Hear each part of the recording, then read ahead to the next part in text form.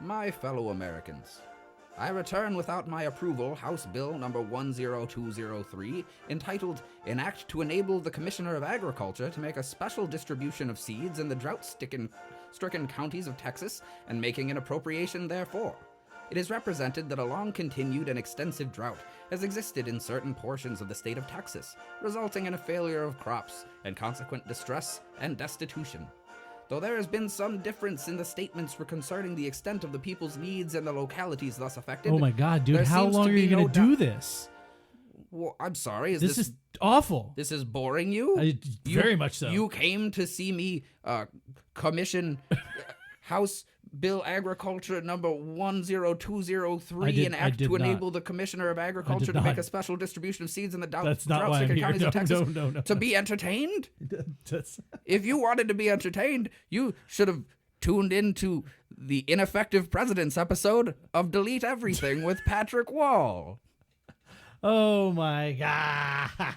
Yay. Thank you. Yay. Hey guys, thank you again for joining us on Delete Everything.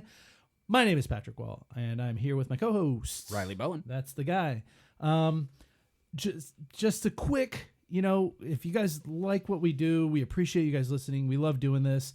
It does take a lot of time to do some of this stuff, and we work and all that stuff. I had to drive an hour. You did. I kind of did too, but it's it's neither here nor there. But it is literally both here and there. If you like what we do, please get on Apple Podcasts or Spotify or whatever it is. Press a button for us. Give us 5 stars.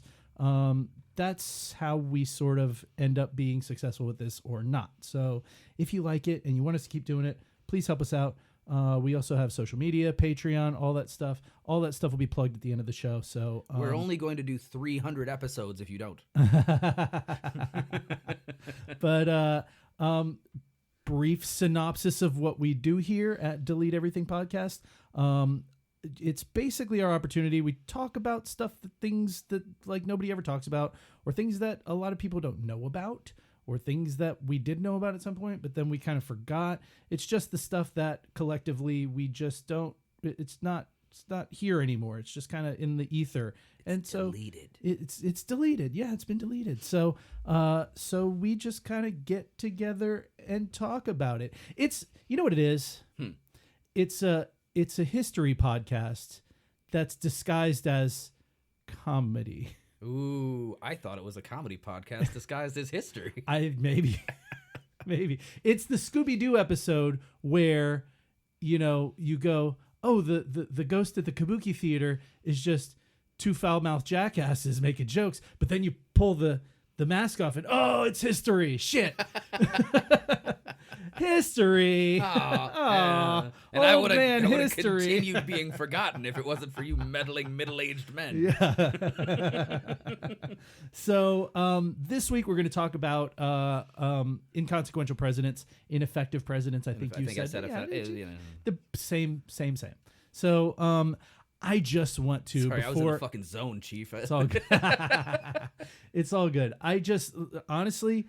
I wanted to do a disclaimer before we started this because in going through and doing my show notes this week, we had this idea to do this episode, I don't know, probably a couple months back. And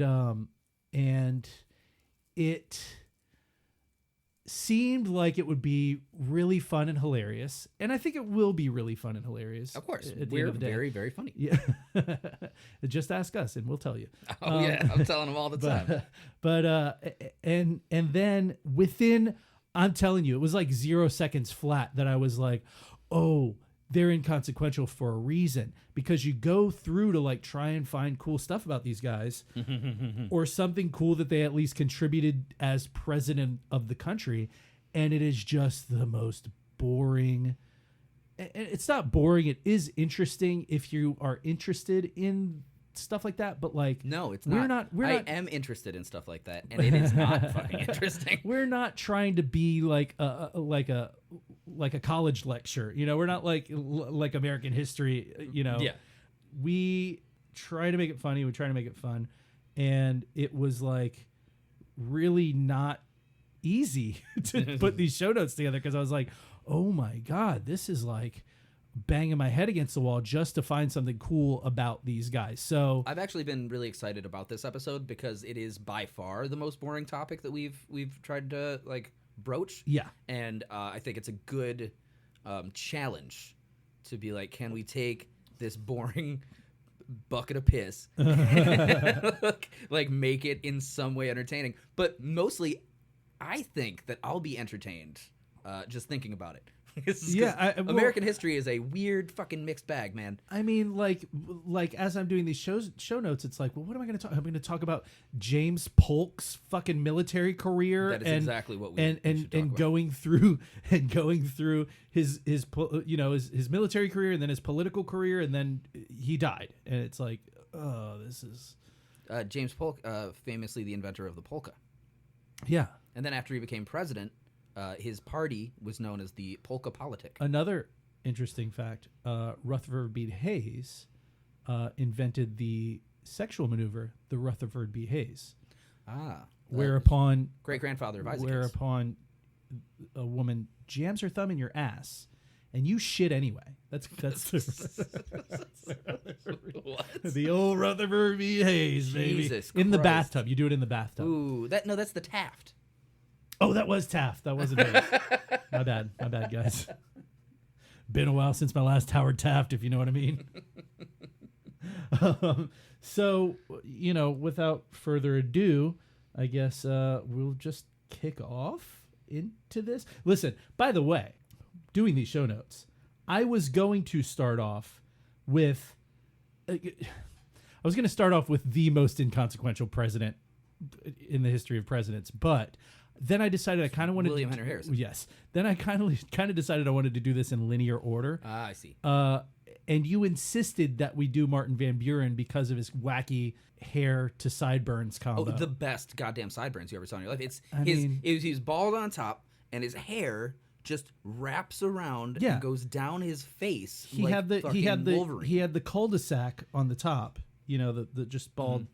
And then but it was real fluffy because John Quincy Adams had the same haircut. It was just he went to the barber. But he didn't quite, he didn't have it. He wasn't the mad he didn't the, have the Mad Dutchman like freaking like Van Buren.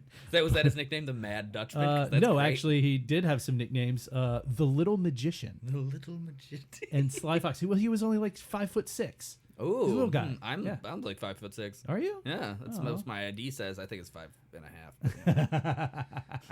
5'6.5". No. I think it's 5'5.5". Oh, I don't think I quite make the 5'6". I'm always wearing shoes. Yeah, well, you get on your tippy toes a little bit. My Martin Van Buren obsession actually is it's a little side tangent.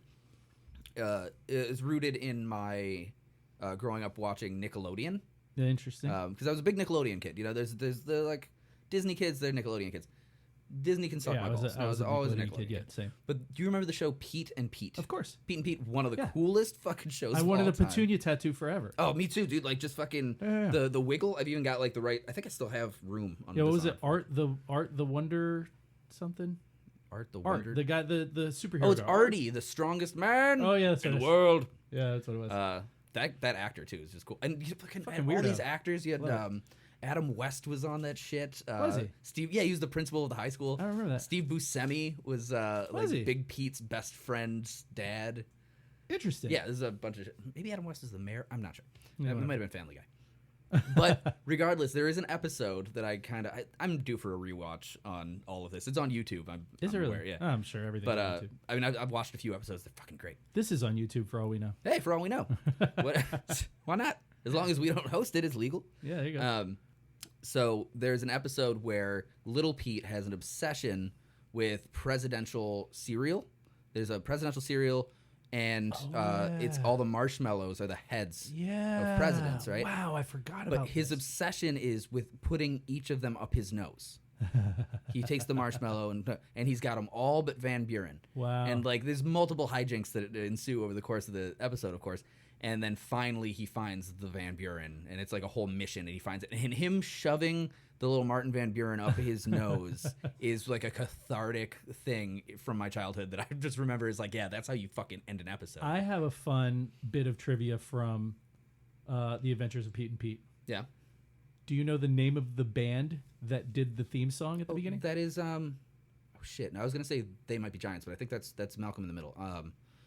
I have heard this song. I'll give it to you if you want. Yeah, go for it. The name of the song is Hey Sandy by Polaris. Polaris. Yeah. I used to have that on CD. Oh, I think you've told me this before. Yeah, actually. I used to We've have had a this CD discussion, of that whole album. Fuck yeah. It's got some cool songs Polaris on it. rules. That song's great. Weird space guitar, Yeah. like spacey, I like always thought it twangy. was one of the coolest intros to a show ever. Yeah. Just the band playing on the front yard Yeah.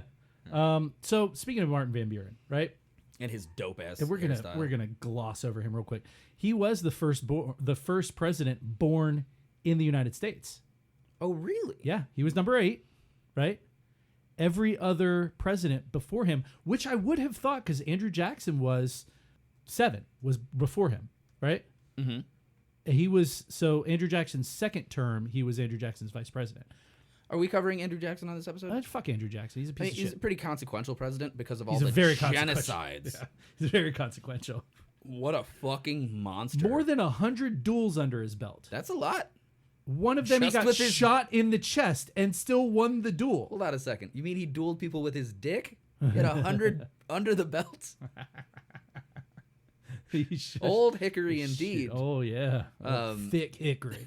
Thick hickories. That was my nickname in high school. That's where. No, I'm not gonna. Anyway, yeah, he was the first. I would have thought though. The reason I bring up Andrew Jackson is I would have thought Andrew Jackson was born in the U.S.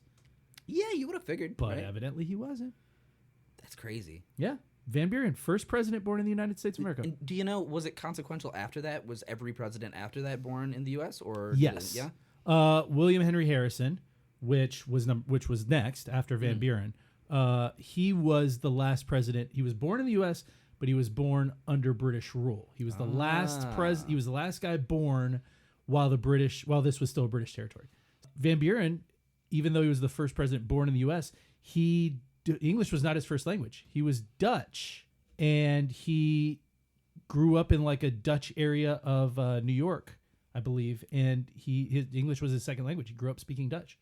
Huh. So was it like a precursor to the Pennsylvania Dutch or like the Amish? Probably. Out there? I mean, Pennsylvania's right there. He looks like kind of an Amish fuck. Well, New York was originally New Amsterdam. That was a Dutch settlement. Yeah, Counting Crows taught me that. Yeah. I was down in Amsterdam, and this getaway girl. Beautiful. I fucking love the Counting Crows. God damn it! I hate his hair. So Adam dumb. Duritz is great. Worst hair. No, like whatever. He doesn't give a fuck. That's not if you want your hair Duritz to don't look give that. a fuck. He married Courtney Cox. Interesting enough, he married his first cousin's daughter.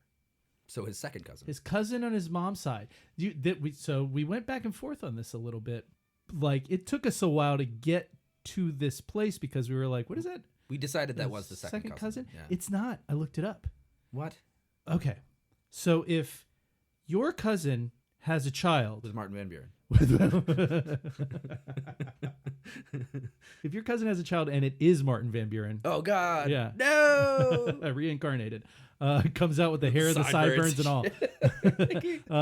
It's that child is your first cousin once removed. Now, if you have a child, those two children are second cousins. Oh, that's stupid. Yeah, it's weird. That literally reframes my entire relationship with my gigantic extended family. Yeah, my mom had 9 brothers and sisters, big Irish family. My grandmother was one of 16 or 17 or some crazy shit like that. It's fucking stupid. No, I have to figure out how many second cousins my kid has. It's just cousins or not cousins is all it is. Stupid. Dude, if you go down my ancestry, like all the way down, it's insane how many people. I have a person in my family named Bike Wall. Bike, B-I-K-E. That's Wall. a great name. And he's like my 6th cousin or something like that on my dad's side. But I mean, if you go through, like, dude, I have so many cousins in Brazil. Are you like 4th, 5th, curious 6th, about 8th? that guy? You like curious about that person? You consider yourself bike curious? I think I'm so bike curious. I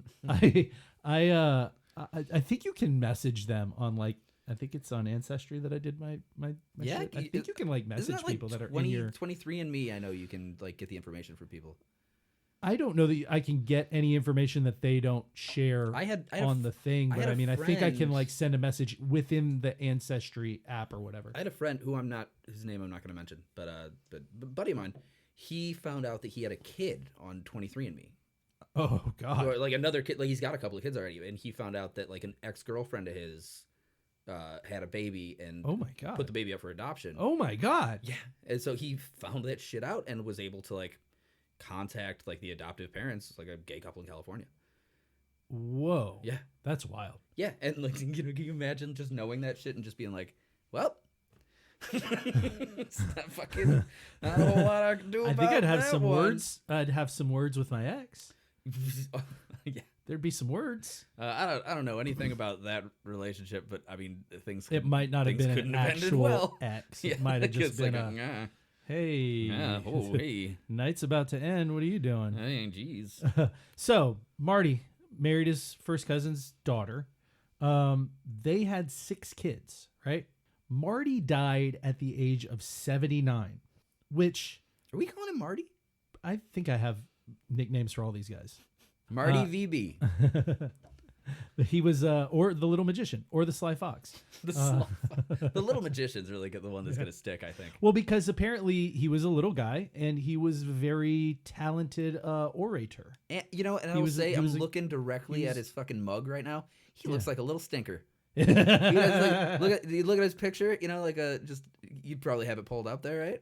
I don't at the moment, but I it's could it's very just easily. him. He's got his head lightly cocked, fucking just sideburns that go into his Into faded his hair. It's so Just- cool. and he's just looking like And no mustache and no Nothing. bottom chin hair. nothing. Just Fucking rocking the burns. it's a cool look. It's I a could great do look. my hair and my beard are huge right now. I hair could do is- that. My hair is receding.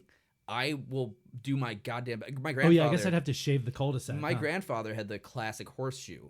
Yeah, I call it the cul-de-sac. My dad's got it. Yeah. I mean, my grandfather used to have this giant comb over. It'd like come out of a pool. It would hang down to his shoulder. It was just like one big swoop. Yes. But yeah, the classic horseshoe. And it's in my future. I fucking know it. Yeah. Know it. My dad just does the full shave, man. He goes full fucking Yul Brynner. It's kind of what I do, you know, because you can see that my shit's fading Yeah. out. That's why I buzz my head. You know what's funny is so my dad rocked the cul-de-sac for the longest time, and when I was in high school, I used to shave my head like no guard, just like little spiky little. I've seen the pictures. Yeah. And Look like a fucking douchebag. yeah, for sure. But it was like the 90s, you know? Yeah. So Everyone was a douchebag in the 90s. exactly, no shit. And I would always be like, Dad, let me shave that shit off. Like you know, then you don't have to have just the hair around the border there. You got just go full. And he would always be like, no. And then one day, I don't recall how, I was probably in my mid-20s, and I come over to my parents' house, and he's just, like I said, full Yul Brynner, dude, like just gone. And I was like, damn, slick. And then now, 73 years old, he's decided he's going to start growing facial hair. So he's got the cool little goatee. Oh, that's the way to go, And though. the- I'm a bald and a beard guy. Dude, he Like, looks the like Ivan, I call it. Yeah, he looks like he's The gonna. Vanya. He looks like he's gonna battle Superman. Like he's just like he's too fucking villainous Late looking stage old Lex motherfucker. Luthor. Yeah. I think that when my hair eventually does go, I mean, I'm anticipating. It's weird, you know, my dad's hairline was like, you know, just kind of widow peaked it, you know, got thinner and thinner, and he had like shock white hair by the time he died. Right. And I could go with that. I've always wanted salt and pepper, but I'm blonde, so I don't know if that's gonna happen. You got some salt and pepper cake. I That's do a have fucking a. good look. If I cut my hair like it hides because my hair's long. If I cut my hair short, It's a great look. like if I were to do do like a fade or something Mm-hmm. where the side's short, it's salt and pepper as hell. I've got a buddy, my friend Jason. You probably met Jason. Mm-hmm. He has the full Reed Richards. You know, he's fucking 35 years old, and he's just got the fucking gray stripes down the side of his head. You know, Jesus like Christ. the college professor. Yeah. Just- No, I oh, love it. I love I'm it. so That's awesome. jealous. I can't do shit. I'm blonde and going bald. It's garbage. Anyway, sorry. Oh my God. I digress so hard. Well, so he married his cousin, like we talked about. Her name was Maria Hose Van Allen. Oh yeah. Yeah, Hose. Man, Buren's always getting them hoes. He got Hose, dog. They had 6 children. 6 children. And like I said, he lived to be 79 freaking years old, and he outlived half of his children.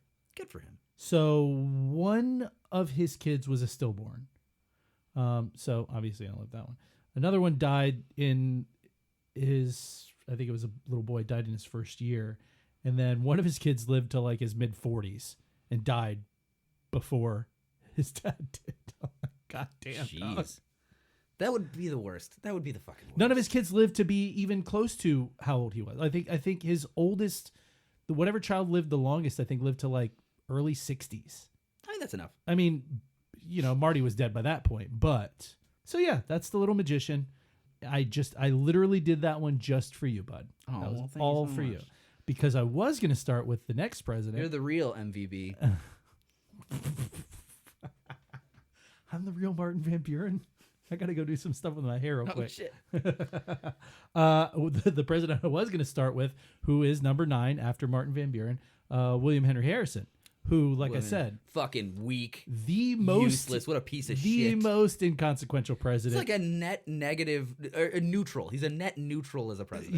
He was only the president for 31 days.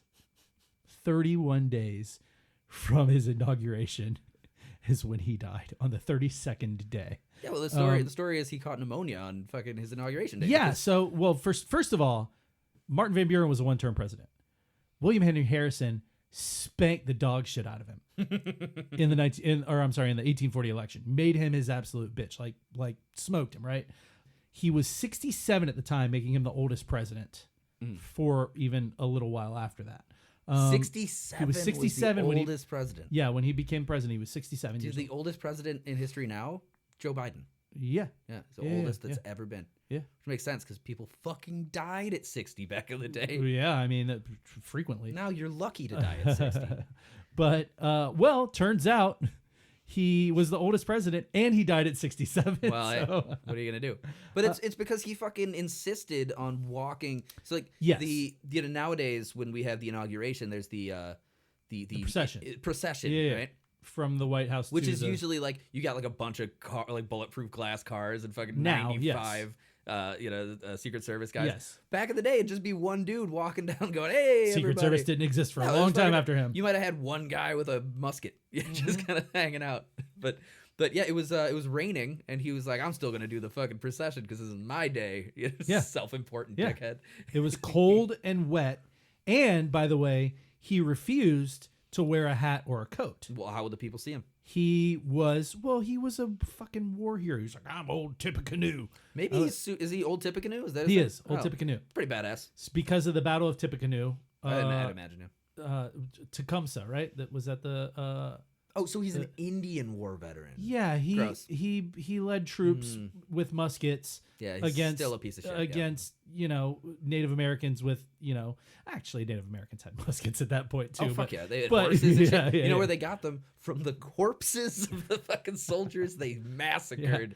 and they got the weapons from the French to the north. Yes. They're like, hey guys, My ancestry is I've got like a lot of New England blue blood shit in Maine and New Hampshire and Vermont, and that's all the English side. But I've got some French, that's fucking French fur traders Right. from like Montreal. Yeah. So yeah, we were fucking giving them all kinds of weapons. That's my because on the other side I'm related to Jefferson Davis. So I'm sure, well, Jesus, like that's how I assuage that blood guilt. I'm sure that they there were plenty of Americans that gave them weapons too, because not all of the Americans in the new frontier were like a lot of the Native American tribes were not necessarily hostile toward us. A lot of them were cool. Here's a little hot take, and I want to say very clearly, I am very against the genocide of the Native Americans. Yeah, That sucks balls. I think we can both go on record Yeah, and say not cool. that Not they got cool at a all. real shit deal. But That is not supposed to have a butt at the end. no, of it. no, it's not. But what I'm saying is, if you were a white colonial settler, say somebody who's just like trying to fucking farm somewhere, Yeah. you're like, all right, I'm trying to move away from my shit homeland Uh-huh. where everyone's dying of famine. I'm And- ready for the bomb to No. fucking drop I've on got my nothing. head. I have nothing bad to say. Okay. Because if it was just you're homesteading out there, Sure. I would say probably the Native Americans pretty fucking scary. But like, Oh, I'm sure. I mean, think of just these beautiful dark people coming out of the fucking woods with fucking bow and arrows and crazy paint and shit. Yeah. You know, that would probably be like, ooh. It wasn't all of them though. No, of course not. That's very, very, very general saying. Very like I'm just Apache, maybe. I'm just saying, like, in the European sensibility, that is super, super easy to like make dark legends about. Like, they're for sure. savages and cannibals For sure. You know, but that also, fun fact. I just want to throw this out real quick. Huh. That is also the experience that like the Nords had with Inuits coming out of like Greenland, Iceland, and the Arctic Circle. They thought of them as like these magical dark people. I would think that because they look very magical. Yeah, exactly. Yeah, they're fucking crazy. They're like wearing fucking little short brown guys coming with round out of faces. the ice and just like, you know, like these beautiful people. But like that's where the legend of like the dark elves come from. Huh. You know, so if you ever play like fucking Skyrim or some shit, Okay, yeah. he plays a dark elf. That's just in old school European like Inuit. It's just an illusion. Yeah, it's essentially just natives of anywhere that aren't very white. Oh no. Okay. Anyway, sorry. Well, so so he was only president for 31 days. Incidentally, the first president to be photographed. Ooh. Yeah. If you look at if you Google like a list of American presidents, the one that comes up is the first photograph of William Henry Harrison. I'm typing extra loud so people know that I'm Googling. There is Ooh. all the guys before him. I think Andrew Jackson has a photo of him as a very old man way after he was president. And all the guys before that were pretty fucking weird looking guy. Oh yeah, he's got a kind of bulbous nose. And he's little. He looks like the creepy painting in like the haunted house at Disney. He looks like one of those, like the portrait of Dorian Gray. Yeah. Like it's gonna watch you cross the room. Yeah. He was, of course, he was only the. You know what this shows me though? What? Those fucking artists back in the day had some talent, man. Yeah, why not? Because these paintings look just like the photograph. photograph. For sure. It's going way back before that. You look at a lot of Renaissance paintings that look phenomenal. I guess How do you know? looking. How do you know? Yeah, you're not looking side by side. Leonardo da Vinci totally fucked up Mona Lisa's face. She's like, what the fuck is this? What is dude? my That doesn't hairline? look like me at What all. is this bullshit? I'm not smiling. I like that. That was a good one. That was a reference to a Julia Roberts movie. He was, as I hate you, as the 9th president of the U.S., he was the first president to die in office. Do you think he's wearing pants in that picture? I hope not. I hope he's tugging. He looks like he is. You look in his eyes. He's I hope he's tugging, and I hope that the bottom half just got ripped off and like given to like, I don't know. It was like the first dick pic. Like he ripped it off himself. And some White House staffer. He just mailed it to some girl. Like it was just some White House staffer. It was the first sex scandal in the White House. Like what you see, my lady. Who is this? Oh my God! Fucking Willie. Willie's Willie. Willie Harry. Like Mickey Mouse getting Willie shocked. Harry's Harry Willie. Yeah. So that actually caused a bit of him being the first president to die in office actually caused a bit of a constitutional crisis because at the time there wasn't really they didn't have an eventuality for that. They had vice presidents, but it was sort of up to how you read the Constitution as to whether the VP would take over while there was another election. So the vice president just had his own duties that was made him. Right. Or if the VP served out the rest of the term. It'd be like, if you work at a big corporate business and you're the CFO and the CEO dies, it doesn't make you CEO. Right. So what ended up happening was they had to make a decision. They decided that that Tyler, right? Tyler was his guy behind him, right? Yes, John Tyler? Yes. John Tyler was his VP, yes. Okay. So you're fucking... I didn't know I was the guy so in the chair here. No. So they decided that Tyler would serve out the rest of the term, but it was like there was a whole crisis like where they were arguing in Congress like, does the VP just take over temporarily? We have a whole nother election, or do we let this vice president take over the rest of the term? So they decided on the latter, that established something called the Tyler precedent. Tippecanoe and Tyler too. Yeah, Tippecanoe and Tyler too. Where have I heard that? That was, I don't know. It was in my head from like elementary school. Fucking or something. random. It was a song. It was a Americana song shit. that they would. Well, you know what's really weird, right? No, that's 'cause if you Jimi think about Hendrix. Violet blue And Tyler too. too. Here's what's really weird. Think about this, right? It's a great song. I'm gonna listen to Hendrix on the way home. You've got it's 1840, right? There's already a decent amount of westward expansion. I mean, we're already out in, Colorado and Texas. This was shortly before Texas was annexed, I think in 46 or something like that. 1846. Yeah. It's crazy to think about like how young, not just the fucking founding of the country is only a couple hundred years. Yeah. The fact that fucking we weren't even to California Yeah. yet. Like that was still controlled by natives in 1840. Like, Yeah. dude, that's 150. But think about that's so close. That's how two weird, grandparents how ago. weird must it have been to run a presidential election? How do you reach people in the Colorado territory? Well, that's the you know what I mean? That's the electoral college. Yeah, but I mean, because that's why that's in place. this is pre radios. Radios were popular in like from the 20s to the 1920s to the 1950s. I think 1918, Guglielmo Marconi put down his patent yeah, for the. I don't fucking know. The 20s through the 50s is when radios were. I do know Guglielmo popular. Marconi though. Good so. job, dude. Pulled that one out of the brown eye. Guglielmo's always been my favorite. Fucking next kid I have, I'm gonna name him Guglielmo. It's a phenomenal name. It really is. So John Tyler though didn't become president. He just succeeded. No, he is the ninth president. Because his classification here is just. Or, I'm sorry, the 10th. Oh, okay. I see. He is the 10th president. Yes. Okay. But that was a decision made on the fly, and he was only one term. So he became president because Willie died, right? 1 month into his fucking presidency, died of pneumonia because he was too much of a stubborn I'm a war hero to wear a goddamn coat in the cold rain. By the way, longest inaugural speech in American presidential history. He did a 2-hour speech. That's too long. In the cold rain without a coat or a hat. Speaking as somebody who does speeches on the radio for Yeah. 3.5 hours at a time. And so consequently got pneumonia and fucking died a month later. So John Tyler is the 10th president, and the only reason he's the president, he never won an election. He just succeeded Harrison. That's where we all went wrong. That's where it happened. Yeah, is that what we got? Nobody fucking thought that we were just gonna have this dickhead John Tyler as president. I didn't, and I didn't do this part of the disclaimer. Some of this we're gonna get into, like some politics of the 1800s. So much has changed.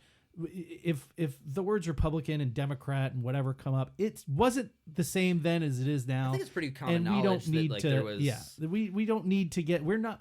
Nothing that we say on this podcast is any sort of commentary on politics current. Yeah, we are not experts. We are a couple of funny dudes. Yeah, we're not hanging historians. out. Although I will say that my take on everything is flavored lightly by the fact that my mother is a historian. Right. So... We are not historians. No, I grew up in museums, so like we are not investigative journalists. I was not formally educated. Yeah, we are not authors of anything. Nobody's going to buy my book. This is a 1 week me doing show notes. And that's my big that's all the research that happened for this. I've been writing a book for 4 years about an astronaut whose brain gets put into a robot that is then fucked. That's pretty much all. I've been writing that forever. Sexually or just existentially? Both. Yeah. That's the whole That's deal. Awesome. Well, the idea that he's put into like I know the premise of the book. I know. I'm gonna say I'm getting it out here. It's a great premise.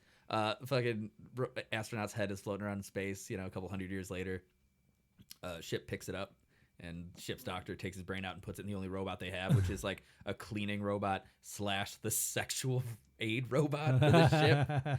And he's like, Tugbot 5000. yeah. So like everybody's like, well, I mean, hey, we're still gonna fuck you, right? And he's like, absolutely not. So at one point, somebody just turns him off. Wow. Like the chapter that I wrote about him just floating in the abyss while he's pretty sure he's getting robot fucked is honestly shouldn't have been written. No, it doesn't sound like it. The whole book, I should throw that the fuck out. Sounds racy. Yeah, I should throw it right out. you know what? You sell it to Harlequin. Some old lady's gonna fucking flick it to that. Oh, gross. Yeah, it's back to the Tyler like precedent. an old school like fucking romance novel. Just Back to so Congress decided that the VP would run out the term, right? That was called the Tyler precedent. That happened in 1840. Tyler Precedent is a good band name. It is a good band name. Not codified into law until 1967 with the 25th Amendment. 1967? 127 years later. Me, dude. It was not codified. So it was into just law. kind of like we're gonna do that. Yeah. So and you know some presidents went by the wayside during that time, but the Tyler precedent was we decided VP is gonna run out the term and then can run for election again if he or she wants to. So they could do a whole term like as president and then run for another full 8 years. Like they could do like a 4-year and then run again. I'm not sure because term limits weren't. I think term limits were also in 1967. Is that something? Oh yeah, I guess there were no term limits until 1967. FDR did 4 terms, died in the 4th. That's too many. Yeah. Uh-huh. And did you? He know that ran out 12 full years, won a 4th, and I think died in the first year of his 4th term. I think everyone should die as president. If you don't die during your service, you get shot on your way out. Oh, you mean everybody who is president should die during the presidency? Yeah, I think that not should be... everybody in the United States should be president and then die. Yes, you're anointed president right on your deathbed. No, I think I do think that the office has been abused so strongly so many times that I think it'd be great that this is the last post you'll ever fucking serve. You get 8 years from the time, or you get 4 years from the time that you're elected. Jesus. If you do one term and then you don't win the next election, you can live. But if you do a full 8, gotta off you, huh? I'll pop you by the dumpster. I love it. I love it. No ceremony. The White House dumpster. The minute that the other person fucking waste management truck back up to the White House and just fucking chuck you. The in the minute back. that the other guy's getting inaugurated, as soon as the swearing thing and the guy says yeah, you're president now, then he just fucking pop. They put the Bible over your face as a silencer and put the gun up to just it. white hood. But the whole Tippecanoe and Tyler too, which I don't, for whatever reason, a lot of people our age know that song. It's got to be like a Looney Tunes or something. I don't remember where or There's why. So much American history that came from just Looney Tunes. So it was a song. So it was a song that was like So he was the first guy to campaign using music and the Tippecanoe and Tyler 2 song and buttons and like swag, like giving out swag with his name on it. That may he was be the first guy. That could be it. Could be the buttons. Yeah. Because yeah, he had like old Tippecanoe buttons. You know what? Still see him in museums. Go ahead and name another fucking slogan from back in the day. I bet you I know exactly what one you're gonna say right off the bat. Name another presidential slogan. Pepsi Cola, taste of a generation. No, dude. I like Ike. Oh, come on. Indiana Jones says it. I wouldn't. In the Crystal I Skull. would not have thought of that one at all, ever in a million years. You don't know I Like Ike? I do know I Like Ike. I just wouldn't have thought about it. In Indiana Jones and the Crystal Skull, he's getting beat I up never by saw Russians. that one. That was like what is that? The 4th one? Dude, it's so good. Everyone shits all over it. It's fucking great. I never saw it. It's fucking amazing. I actually have the Crystal Skull tattooed on me. Do you really? Well, it's a full Indiana Jones tattoo, but like the fucking nerd. Listen, the is a tattoo good artist tattoo. snuck that shit in there. I asked for the Cross of Coronado. Anyway, should have had a Nazi's I can't face even see melting. it. I can't. It's all the part I can't Should see. put a in my arm. Nazi's face melting on there. I think that is his head. It's just like the skin fuck. Post melt. But there's a bit he's getting beaten up by Russians. And somebody's like, save Das Vidanya, or say that you love Mother Russia. And he goes, I like Ike. Oh, Just fucking Jesus pops again. It's great. Christ. It's so good. God damn it. Hang it up, Harrison. Oh, God. That's kind of in poor taste currently. Why? He's not act. He's got some shit going on. Oh, I didn't know that. Yeah. He's got dementia, right?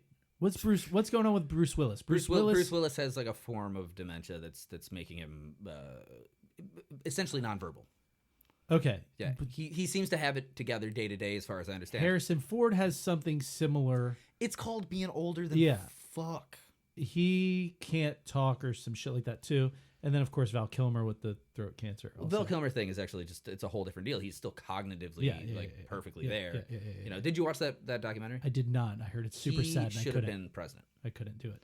I And love I can't Val Kilmer. watch Val Kilmer and be sad about Val Kilmer. It's kind of rad because like it's narrated by his son, who sounds just like Val Kilmer. Really? Yeah, it's really cool. Is he a stone cold fox like Val Kilmer? Fuck yeah, hell yeah. Nice. Kilmer's kids are hot. Not a guy. Spends a lot of time with him. Way to spread It's kind that of out. rad. Way Like to spread that out. it is sad in a nostalgia way to be like, the guy that I always thought was like Yeah. the coolest motherfucker Yeah. in everything is now an old man. And Did you see his last acting role in the new Top Gun movie? Yeah, I did. Yeah. Yeah. They had somebody I dub think his that was- voice, but I think it was in very Yeah, good taste. I think that was very cool of I them. think that was to in do. very good taste because in the documentary, actually, I mean, to digress more, because this president shit is boring as fuck, so we're just gonna talk about whatever. In the documentary, there's a whole section of him just going to like conventions and shit, or going to like fucking Tombstone, Arizona, Right. to do the fucking Tombstone Yeah. Dr. fest. Holiday. Fuck You know, he does a little intro and he's like, I loved this movie, and You can be my Huckleberry. Exactly. and that's exactly right. And then he's fucking signing all of these things. And so Yeah. he's like, can you sign it? I'm your Huckleberry. And he's like, sure, kid. And that shit gets a little depressing, but Yeah. knowing that also he's fine. Probably really awesome knowing what's going on in his life and being able to do that. It was Probably- pretty fucking probably sweet pretty to cool. just see that and be I'm like, sure he's so probably he's great. living like a normal guy. Yeah. And it also shows some segments of him like being at conventions and just meeting like other people who Yeah. are just secondary in some movies, and they're like, hey Val, great to see Well, you. He's so like, "Hey, our what's next up?" president is actually President Val Val Kilmer. No, last bit about He's the second best Batman in my opinion. Willie Harry Harrison. Really Henry. Really, Henry does Harrison Really? on that one. William Henry Harrison. His dad was Benjamin Harrison, one of the founding fathers. Signed the Nice. Declaration of Independence. His grandson, Benji Harrison, like the fifth or some shit like that. He had a Benji Harrison dad that signed the Declaration. He had a Benji Harrison grandson that was a president, Yeah, that's cool. the 23rd president. That was kind of Benjamin that was Harrison. a thing. John Quincy Adams. you know? Yeah. I think they were what, nephew? No, that's his dad. That's FDR was a nephew. Yes, of- yeah. of, I mean, there's Teddy. always that nepotism, nepo Yeah. babies Yeah, all no through shit, this right. shit. William Henry Harrison, or John Adams and John Quincy Adams are kind of fucking fantastic parables because, like, John Quincy was so old by the time he was president. Mhm. His dad had been dead for like 60 years, and he was like constantly citing him as like a source and stuff. It was fucking cool. I mean, your dad's John Adams. He was kind of a big deal. Kind of a big deal. Yeah. He made that great. I don't beer. know why the whole time you were talking about John Quincy, I was thinking Quincy Jones. I was thinking Music Quincy producer. MD. Jesus Christ. I had not thought about that in forever. Hey, that's the show. Oh, God. Fuck John Tyler. Oh, boy. Little bitch. Damn. Didn't do shit. I don't know what he did because he was in the original list of inconsequential guys, but I will say, I'm looking at his photograph, and he's he's a weird looking cat, a too. weird looking guy. He looks like a Tim Burton, like, Yeah, fucking yeah. miser. He you know, looks like- he looks like he would be like Ebenezer Scrooge. Like, that's what. He looks like the next portrait in the haunted house. Next to, Harrison. That's really all that the presidents all look like. Or is the room actually getting longer? Wasn't that, or is the room stretching? Is that what they said? Okay, so he was on the original list. It was going to be him. There was, I think, some Millard Fillmore action in there. I like me a can't Millard remember. Fillmore. I'm not a Millard man. I really liked Mallard Fillmore. I'm a Miller man. I'm not a Millard you man. ever read Mallard Fillmore, the comic strip?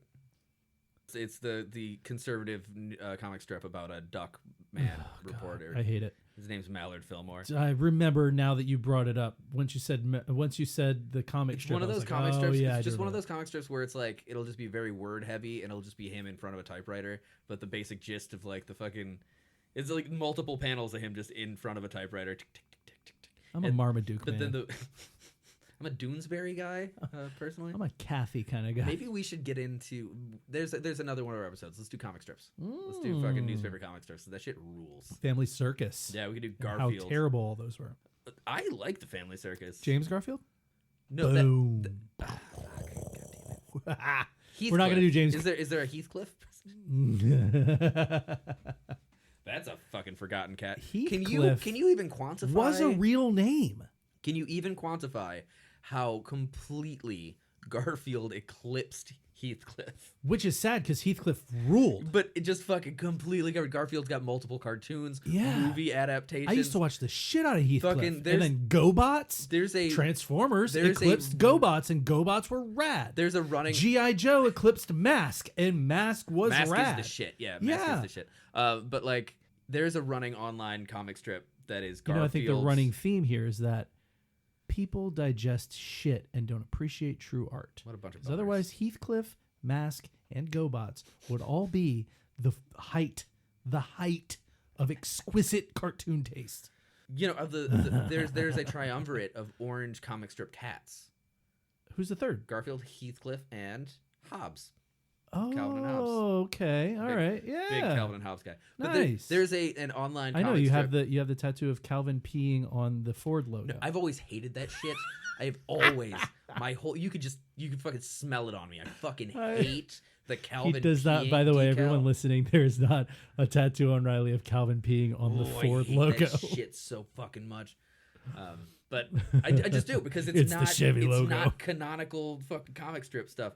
It makes me mad. Well, why would they choose Calvin? He's not that guy to pee on stuff. He's an intellectual. Anyway, he's a diehard intellectual. Yes, but how many of the people who you think thought the Calvin peeing on things they don't like actually bothered to read Calvin? I mean, anything really. I could put anything in that line, but actually bothered to read Calvin and Hobbes. I mean, it would just actually bothered to read a book ever. It would be the same thing if you got like Andy Capp peeing on something, you know, like with the lock horns. I want a decal of Andy Capp peeing on hot fries. But I want to say there is an online comic strip that's Andy still Capp around. peeing on Chester Cheetah. I mean, that just gets weird. Really throwing out my hot fry preference. Andy Capp's hot fries are better than and there Cheetos goes. hot There's fries. your connection. There's your 6 degrees right there. You got Heathcliff to Andy Capp to Chester Cheetah, taking it out of the comic strip world and into to Kevin Bacon, into the snacks world. And then Kevin Bacon appeared in a Cheetos commercial. No, but okay. So there's a comic online called John Without Garfield. That's just.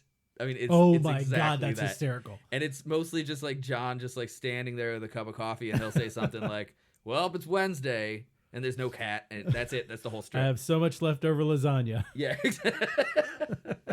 What am I gonna do with it? It's just this fucking insane person talking to himself. That's awesome. We are going to talk about James Garfield, by the way. Okay, great. And the reason why chalk in the fucking comic strip episode, because that was going to be a lot of fun.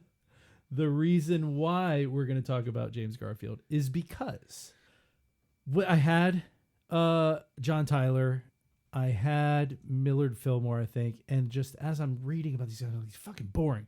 So then I was like, how can I juice it up a little bit, right? And one of the things I thought about is, and I know that you know the true answer of this to this question, but most people, if you ask how many presidents have been assassinated, they think 2. Right? Right.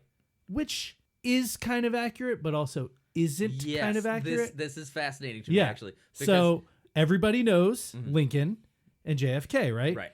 Those are the 2 that I would say have been truly assassinated because boom, boom, dead, right? Yeah. Done on the spot. Nice and easy. Right. Popped in the head. But yeah, both. However, there have been technically 4 presidents assassinated. The other 2 just died a little bit after, right? James Garfield was one of them. Who was the other? McKinley. Well, he was an assassin. He was assassinated? Yeah. What? He was shot and died like 12 days later or something like that. I did no fucking idea. Really? I knew about Garfield. Garfield is a fascinating topic to me because the defense that his assassin used in court was that he, in fact, did not kill the president. Yeah. That the president was killed by malpractice. Yeah. Which we're going to talk about that. Almost definitely true. That guy was crazy. Well, yeah, he fucking shot a man. Posthumously, though, he has been diagnosed with lots of probably disorders. Right, sure. As evidenced by the fact that you killed the president. Like, it's like robbing someone you know. Like, what? You're not getting away with it, bud. Well, because, okay, so we'll go into it. When I was a kid, I got stabbed in the back with a Boy Scout knife because some dickhead that lived on my block was trying to steal money from me. Mm. It's like I had like a $5 bill. And then later my brother went and beat the shit out of him. I still got a scar from that. So James Garfield was, he was the, what number was he? He was 20. 20th. He was a 20th. Good looking guy. And look at his beard. Very well kempt. He was a quiet guy. He was actually really good with mathematics. Mm-hmm. And he was kind of a family guy. He didn't really he just kind of was a quiet, soft-spoken dude. Except for when he gave speeches, he was known, I believe, as like the sermon president or something like that. Oh, did he do like an oratory? He was a very yeah. He was a good speaker, but he was the last president to be born in a log cabin, which we didn't mention about William Henry Harrison. Well, I imagine he was also at a born certain in a log point, cabin. everybody was born in a fucking log cabin, right? That's true, but me, you, all of us, he was the last one to be born in a log cabin. He was only president for 6 months. Yeah, 6.5 months. Damn. So yeah, he was inaugurated in March. He was shot in July, and then he died in September. So he lasted for a while after the shot. And by the way, I don't want to get ahead of her. We're going to talk about this in a second. We're talking about it right now. Well, no, because I wanted to tell you that he married. So he ended up teaching at the Eclectic Institute, which is now Hiram College. It's a great band name. The Eclectic Institute. It is. Yeah. Should we just rename this podcast "Cool Band Names" that will occasionally pass through our conversation? That's too many words now. We got that is a lot delete of words. everything. It's going to be a succinct. tough logo. He actually became president of the Eclectic Institute at the age of 26. Fuck yeah. Yeah. He also married one of his students. Well, hey. A young lady named Lucretia Rudolph. Lucretia. That's a good one. The only other Lucretia nowadays I know would probably be a person of color. I would imagine not a lot Lucretia? of little white girls named Lucretia these days. I suppose. So. I mean, the only Lucretia I know of from history is Lucretia Borgia, one of the famed corrupt murder families of Italy. Oh, Yeah, the Borgias. Yeah, Like, yeah, ran yeah, in Italy yeah, for yeah, like yeah, fucking yeah, 80 yeah. years. I know and shit. exactly what you're talking about. Yeah. Friends with all of them. Yeah, Lucretia Borgia. Apparently big on fucking her brother, Ooh, really? according to Assassin's Creed. Oh my God. Assassin's Creed 2 to be specific. Oh wow. It's like the best one. So he was a civil war. He fought in the Civil War. He Looks like a northern guy, huh? Yeah, he was a Union Hey, Union soldier. Finally, one war hero president I could be like, hell yeah. Yeah, he actually was hardcore in favor of abolition. Fuck yeah. Yeah, he was like Here, really. Here on Delete Everything with Patrick Wall, we are anti-slavery. We do not condone it. That's not fans of genocide of natives or slavery. Right. Not sanctioned behavior. It's difficult to be in the position that we have to state it these days, but if you are a white supremacist, please stop listening. Yeah, fuck off, please. Eat all the dicks. No, he was very anti-slavery. He was also implicated in the. We're not going to get into this, but it's a very interesting. The Credit Mobilier scandal. The Credit Mobilier scandal. Credit Mobilier scandal. Yeah, I have no fucking idea what that is. It was basically a bunch of the board members and directors of the Union Pacific Railroad. They purchased control of a company called Credit Mobilier of America, which was a construction company, and then got federal money to build the Transcontinental Railroad, and basically contracted all to Credit Mobilier. They get it through Garfield? Like, Garfield is the guy who was like, yeah? No, he was not president yet. Basically, one of the guys that was really, really big in the whole scandal. The story goes he offered Garfield shares in it, and Garfield said Shares no. of lasagna. Yeah, but he said only on Mondays. And Garfield was I like, hate no, Mondays. nope. I hate Mondays more than I love Why lasagna. would a cat hate Monday? I don't know. Is that going to work? Because he's had John all weekend, and now John's got to go away. Christ. Yeah, and now he's Is just that- it's him and Odie. You know what? You made that kind of sweet, But doesn't he just show contempt for John constantly? Yeah, but not as much as he has for Odie. So, at least when John's around, Odie's not up his ass all day. What's the name of the guy who did the voice for the Garfield cartoons? Bill Murray. No, that was the movie. I know. I can't remember his name. There's one actor. I'll look it up. But anyway, so basically he was offering him shares, and Garfield's line is as far as testifying in front of Congress was no, I didn't do that. But then it came out that like maybe he did, maybe. Basically they were like, did he lie? No. Did he tell the truth? Not exactly. You know what I mean? So he perjured himself in front of the court. Probably. So it's a lying sack of shit. Contempt of Congress. Okay, so his assassination is probably the most intriguing thing about which him, right? we're about to jump into. Literally. He was assassinated in a town called Buren, Long Branch, New Jersey, right? No. Assassinated September 19th, 1981 in Buren, Long Branch, New Jersey. No, he died in September. He died in New Jersey. He died in Buren. Okay, yes, he was on his. So okay, let's hop into this, right? Okay. It's a little bit. We're gonna have to give a little bit of context, but for the most part, we'll try and just power through. So Charles J. Guiteau was the gentleman who shot him. How's that spelled? Guiteau. I was hoping it was like French. GAT, and it'd be like Gatto. It's like Gateau, but with a UI instead of A. Hold on a second. Are you saying Garfield got assassinated by a cat? And a Claire, yeah. The Claire. There's a gâteau. There's a French dessert that's got gâteau something. I can't remember. But anyway, so this guy, right? He decided in 1880 that he was going to support the what he thought would be the winning Republican ticket, right? He was like, which was Garfield, right? Mm. Garfield and Chester A. Arthur was his vice. So he decided that he was going to support this ticket and leverage that to try and get a federal job, right? So he composed a speech, Garfield versus Hancock, and got it printed by the Republican National Committee. So like we talked about before, where, back then running a presidential campaign had to be an insanely difficult thing. One of the things that they would do was get people in different areas of the country that supported them to be orators and go to, whatever hall and give a speech about this candidate, right? Mm-hmm. That's how they would drum up, cross country, because of course there's no radio, there's no TV, there's no cars. You got fucking Pony Express taking shit to, wherever to say, hey, hey, guy who supports our ticket, be an orator for me and go to your local, band shell and do a whole thing. Guiteau decided that he was going to be an orator for Garfield's campaign, right? Hey, hold on a second, real quick. Garfield was running with who? Chester Arthur. So Garfield ran with Chester the cheetah.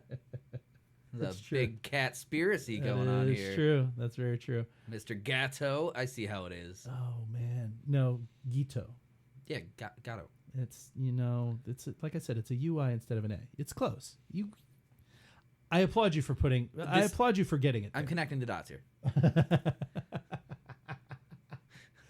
It's a conspiracy, I baby. see what it is. 1880, the big kitty conspiracy of 1880. So basically, he wanted to be an orator so that he could help get James Garfield elected, mm-hmm. and then he was going to leverage, hey, I did all this for you, give me a position in your administration, right? Look what I did for you. Right.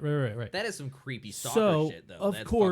Of course, the guy was like a nobody. So they were like, well, we need like famous guys in Virginia, perhaps or anyone engaged in politics in any respect whatsoever. Yeah, like if I want to drum up voters in Richmond, Virginia, I'm going to get somebody who's a famous Republican in Richmond, Virginia, to stump for me. You know what I mean? Mm-hmm. Or North Carolina or wherever. Name a place. So Guiteau didn't get like a lot of opportunities to speak. By the way, one of the opportunities that he got to speak, he couldn't even finish his speech because he got all nervous and shit, which What the fuck? What are you doing? I'm gonna make speeches for the president so I can be part of the administration. And then he gets Garfield, he's like, no. Yeah. So Mama. so what a fucking idiot. So Yeah, fucking Mr. Gato sounds like a douchebag. so Guiteau considered Hold on, himself. That's it. What? Heathcliff, Chester, Gato, and he's a pussy. Oh boy. I hate it. So Guiteau I'm still considered doing this himself. bit. Guiteau considered himself something called a stalwart. Something of a Star Wars. So he's stalwart, right? Which was a faction of. So here's where it gets kind of bogged down. And I'm going to do it quick. The Republican Party at the time had basically two factions: the stalwarts and the half-breeds, which sounds terrible. Ooh. Yeah. Half-breed. The stalwarts were much more like what I guess you would consider like hardcore conservative. They were like, yeah, manly men, and they were kind of like they were a little bit more of like where the Bull Moose Party would take, they were okay with take like over in a few years. They were okay with like creating sort of like political machinations that would lend themselves to like oligarchical behavior. I've got the power now. I'm the boss. All my homies are in the positions of power. That's Right. what you refer to as modernism. Right. Like modernists were big on that. Like Teddy Roosevelt was a big modernist. Right, You know, right. and like And his this is take obviously way was before. But yeah, so but his take was always like, if there's like a third world country in need, he's like, well, then we conquer it. and then we bring them supplies. I don't think it's so all of the Republicans were very staunchly, for the most part. There were some Southern Republicans that weren't cool with it, but for the most part, all pretty like all about abolition of slavery. Yeah. Right. So that's pretty much a line that carries through. But the half-breeds were much more what you would consider now moderate, where they were more like, merit-based, like who's the best person to be the Secretary of Defense? Who's the best person to be, this stuff? Whereas the stalwarts were like, no, fuck you. We want a man's man draped in the fucking flag. Let his daddy be the Secretary of Defense. Let his mama be the Secretary of the Treasury. The biggest dicks that we can fit into the fucking office. Exactly. So Guiteau was a stalwart, right? Right. That is stupid. That's a stupid thing to be. Kind of. It sounds like Guiteau was a fucking stupid asshole. So, but Garfield was a half-breed. Again, sounds god-awful. Yeah? He was part of the half-breed faction of the Republican Party. So the reason why... Yeah, nowadays, the Republican Party simply wouldn't allow half-breeds. We're not doing modern political No, because, commentary. it's such a charged thing to say. I know. So... They'd love to say it, but they wouldn't. Stop. What? What do you mean? We don't want to alienate everybody. I'm a registered independent. Everybody. I am too. Which is great because in this state that means we don't get to vote in any primaries. Yeah, it's great. It's so fun. stupid. Yeah, I don't get any choice in who I bitch about later. So Garfield was part of the half-breed faction. Chester Arthur was not Garfield's first choice for VP. That was basically, he was trying to appease the other faction of the Republican Party by saying, okay, we'll take a stalwart. Chester A. Arthur was a stalwart, right? We'll take this guy on. That way we're not dividing the party so that we get the ticket, yada, yada, yada, whatever, right? It's like when John McCain took on Sarah Palin. Like, we need a woman, we need a Republican woman. She's a gun what was that? person. The Tea Party. Yeah, we need the Tea Party. Party. Right. Yeah, So just nothing's changed, really. It's just the name's changed, right? Really sunk his fucking ship, though. Yeah, Jeez. I know, Jesus. So Guiteau figured, hey, What's Guiteau's first name? Charles. Let's just go with Charles. Okay. CG. Stupid. Let's go on CG. So CG decides that his contribution, what he's done to once Garfield wins, he goes, yeah, dude, I did a lot for this guy. That should be sufficient to justify appointing me to the position of consul in Paris. He wanted to go be basically the ambassador to France in the Parisian consulate. Was this guy was he born? He has a French name, but apparently spoke no foreign languages. What the fuck? Including French. So sounds like this guy was suffering from some pretty serious mental illness. Well, yeah. Posthumously, right? To be empathetic. Posthumously, one medical expert who is unnamed in this article here has described his behavior as possibly a narcissist schizophrenic. There's a neuroscientist, Kent Keel, who assessed him as a clinical psychopath. This based on what we know about him, just in, whatever has lasted to now. Well, schizophrenia is a good blanket thing to throw down. It's like, well, you'd probably say this guy's got but narcissistic schizophrenia. Schizophrenics tendencies. aren't traditionally super violent. There aren't, Well, again, it's a very blanket. Right, it is. It's a You're blanket right, title you can just fucking toss You're down. Right, you're right. Because a schizophrenic could be non-violent and then violent and then non-violent. Yeah, that's true. Well, if you don't know what somebody is, they're schizophrenic. Just fucking throw that shit down. So CG meets with Garfield at least once that we know of, right? Because that was one of Garfield's duties was to meet with people who were seeking office in his administration, right? I am going to throw down a challenge to our listeners. Mm-hmm. If you can catch every time a beer can opens while we're recording, and you stack it up for 10 episodes, I will personally send you a signed photograph of me and Patrick drinking beer. Opening beers, yeah. Hell yeah. Just give us the down to the second mark on every episode. Oh, wow. Get 10 of those and free photograph with a signature. Yeah. I love it. They don't know that it's not a ice cold can of Sprite. It is Sprite. I'm only drinking soda water. I drink so many Sprites in these episodes. So Garfield had to meet with all these people who were seeking office. So we know that he met with Charles Guiteau at least one time, right? Mm-hmm. So he passed him off to what's his name? James Blaine. James Blaine was his Secretary of State, right? Okay. James Blaine was a big deal. By the way, there was the half-breeds and the stalwarts, and then there was also something called the Blaine faction, which was a whole other fucking thing. The Blainiacs? Yeah, the Anna Blainiacs. So he sent him to Blaine because all the consulships are within the Department of State, right? Mm-hmm. And he was the Secretary of State. So Blaine also was regularly at these meetings. He was apparently James Garfield's closest confidant within his administration. So basically what happened, Blaine had to meet with the public and stuff, and Charles Guiteau was there frequently, right? Mm-hmm. Blaine never had any intention of giving Charles Guiteau a position because obviously the dude was unqualified and didn't do anything to deserve a position, right? What he did was he told Charles Guiteau that there was a deadlock in the Senate over Robertson, who was, I don't have his first name here in front of me, but whoever the fuck he was confirmed as collector. It's something within the Secretary of State, whatever, somewhere, some fucking where. Anyway, collector, yes. That's not a thing. That's nothing. That's a horror movie title.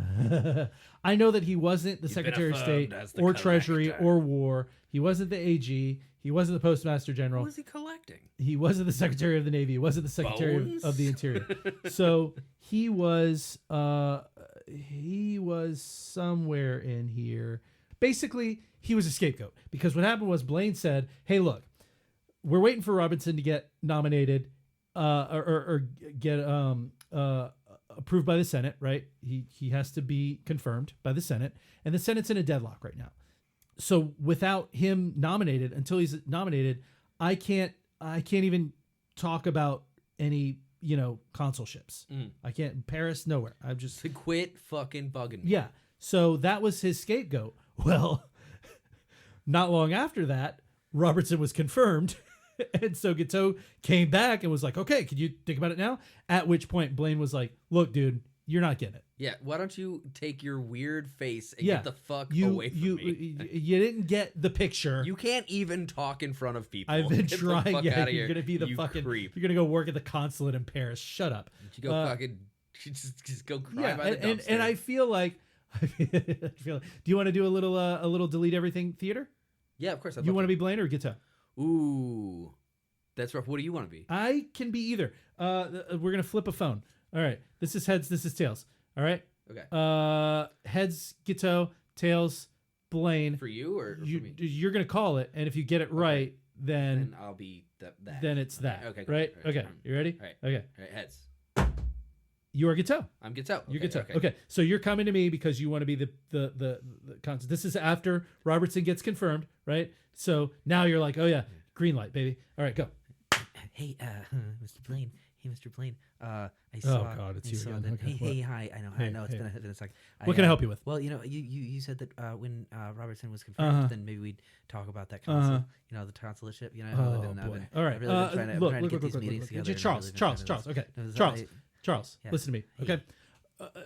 We've talked about this a bunch of times. Yeah. I understand. I told you that I couldn't talk about it until Robertson got confirmed. Patience, and now, oh boy, Charles. Oh, he's confirmed now. Yes, you're right. Yeah. So when do you think I can? I've already written some letters to some. I feel like you're France not getting the hint. I got the France in my pants. If you know what I'm saying. I want to get out there. I feel like you're not getting the hint. Get across the ocean. Charles, you're not gonna get this job ever. You're not qualified for it. What are you doing? But I did all those town hall meetings. It's time. I get all those people. I'm a busy guy. Hey, I hooked up. I have a job. I'm the Secretary of State. So why don't you fucking pound sand, my dude? Bye. Well, can I talk to the bye and cut. Then that was delete everything. Charles Guiteau and John Blaine having a conversation about becoming the. You want to do it again, and I'll be David Blaine.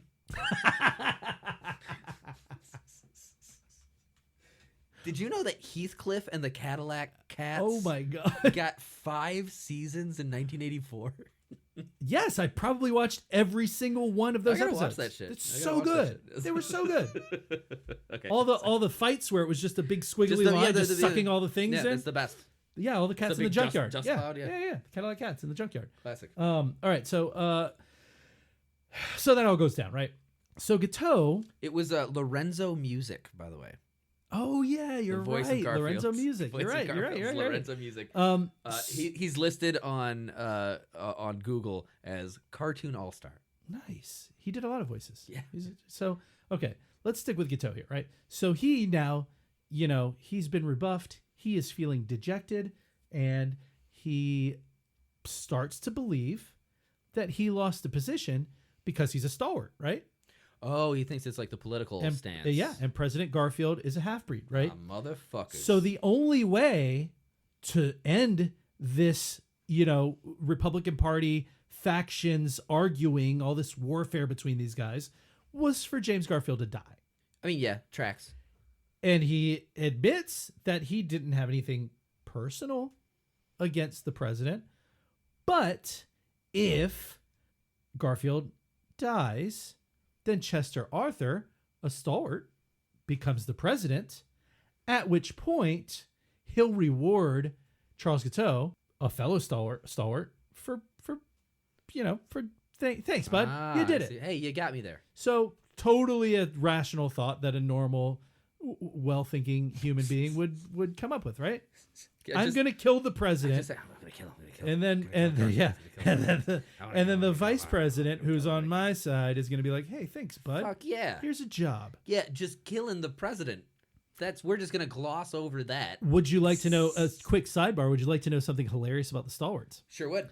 After James Garfield died, and Chester Arthur took the oath of office and became the president, the stalwarts basically fucking fell apart because they thought, oh, now our guy's there. And Chester Arthur was like, no. Garfield got voted in because he had a certain vision, and it's my job to complete that vision, which was pretty fucking cool. Which is, frankly, quite stalwart of him. I mean, honestly, that's not even a joke. It's true. That is true. I love it. That's straight up like, no, that was by definition. Like very stalwart. That was my president. Yeah. He had a vision, and the people wanted that. That's what America wanted, and that is what I'm going to do. I'm going to continue with his work. This is, and you know what? Was that fucking Chester A. Arthur? Yeah. Yeah, Chester A. Arthur? Cool. Good on him. I don't know much about him, but fuck yeah. We may do a volume 2 on this. I got a fucking tattoo on him. Let's get a tattoo of him on my chest. Shove a marshmallow of him up your nose. Yeah.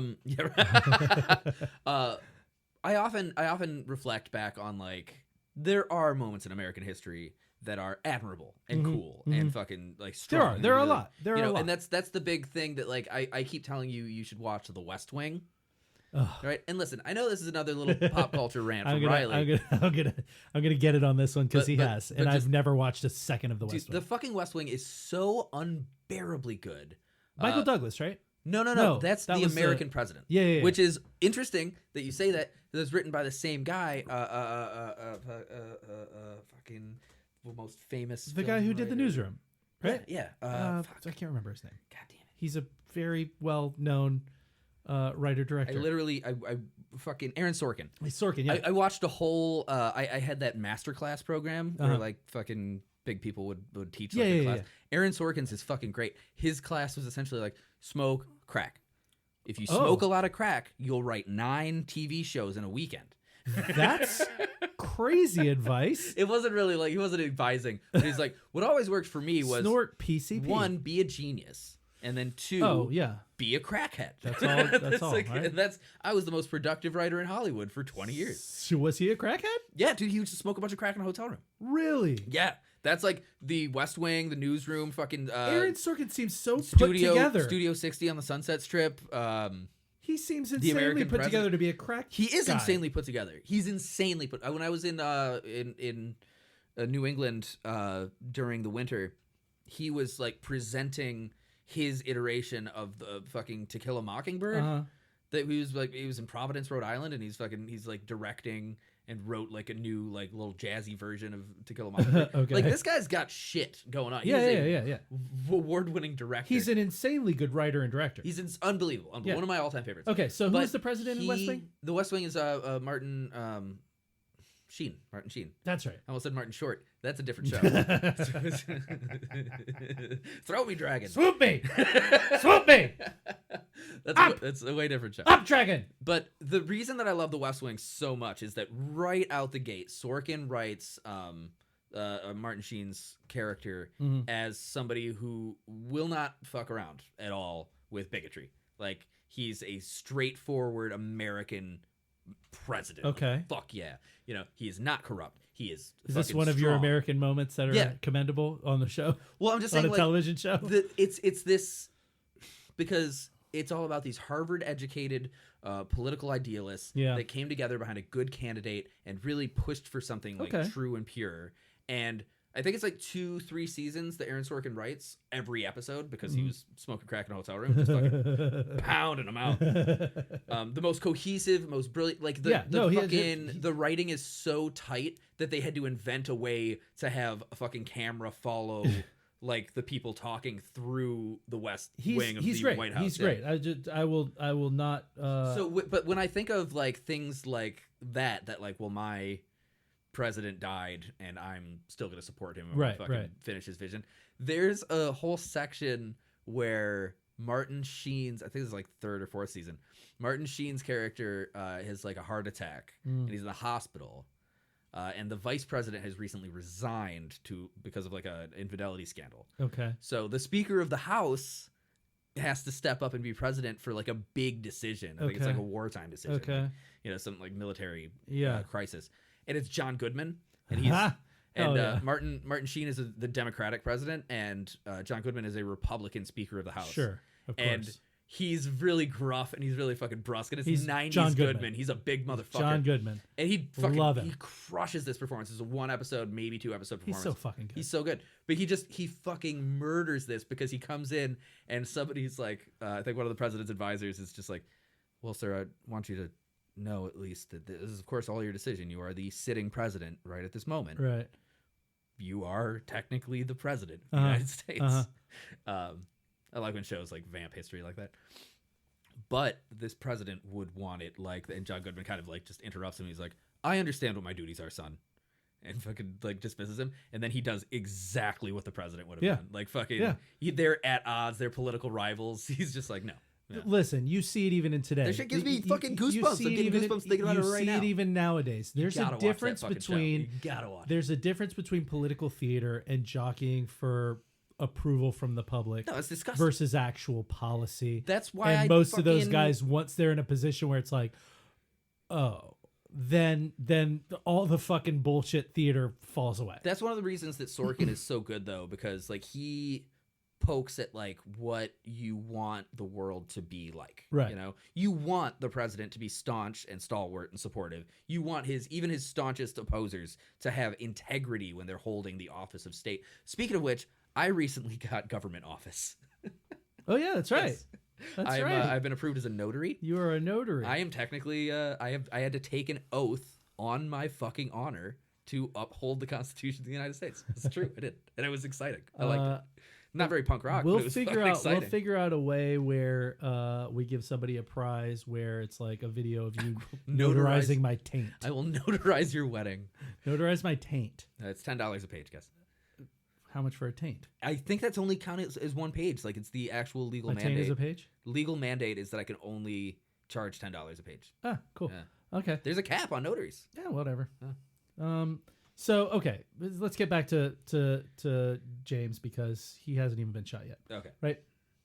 Okay.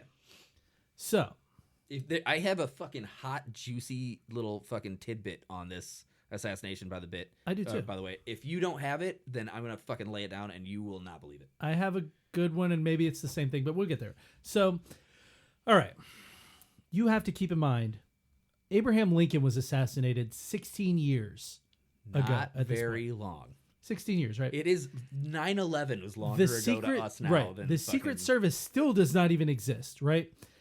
But so many politicians thought that was just like, well, it was the Civil War, and, you know, this guy was just kind of kooky, and, you know, he's a Southerner, and well, he wasn't cool with it. And so, so they just thought it was a fluke. So James Garfield, like most other politicians, didn't see any reason for the president to be, like, you know, guarded by anybody, right? And not only that, insane. I don't know why this is crazy to me. Mm-hmm. Like, okay, you don't want guards. That's one thing. Maybe don't print your plans and your movements in the newspapers. We just had a guy shot in the fucking brainstem 16 years ago. Fine, you don't want guard duty around you, but maybe let's not. Oh, Let's not put your movements in the newspaper. I see what you're saying. Yeah, right. That's crazy, right? I mean, I guess. I mean, if you think about it, even now, the president's got to say when he's on tour and where he's going to show up. You know, I guess. When the president of the United States is like, I'm going to go to every state, which is I think a whole fucking 8-year term. Yeah. Thing is like I will travel for months and go from here to there to here to there to here to there. All right, but I mean now it's okay because you've got bulletproof glass on cars and fucking 30 guys with, you know, I don't know, kind of we got real clever motherfuckers these days. Like 30 guys with submachine guns around you and fucking bulletproof. Fact of the matter is, and I really hate and to probably say, explosion device detection. Like I hate to say this on mic because it sounds super sketchy, and I want to say very clearly, I have no intention of assassinating anyone ever in my entire life. That's what they always say. All right, but it's exactly there is so much fucking technology available right now that if somebody was like really balls out trying to kill the president, they could fucking do it. Maybe. Like, I don't know. There's no way. Yes, not get away with it, though. We've got fucking drones and a high-powered rifle, all kinds of crazy shit. But they wouldn't get away with it. Well, it's almost never about definitely getting away with it, right? Yeah, that's probably true. I mean, well, that guy it's from St. Augustine about, fucking self-immolated in front of Trump's thing. It's not like he was trying to get away from setting himself on fire, you know? No, but you have to impress Jodie Foster somehow. That's the guy who shot Ford, right? It's the guy who shot Reagan. Reagan. Shot. Yeah. Ford didn't get shot? Didn't Ford get shot? I don't think so. Click, clack, click, clack. What's up, Jerry? What happened to you? All right, so Charles Guiteau knew that Garfield was about to leave Washington. September 22nd, 1975, Sarah Jane Moore attempted to assassinate the 38th President of the United States, Really? Gerald Ford. Didn't even know that. After he made an address to the nation. Okay. Well, Gerald Ford's kind of on that list of... Moore fired 2 shots at President Ford with .38 Special. Oh, well, that's not the right gun to do it.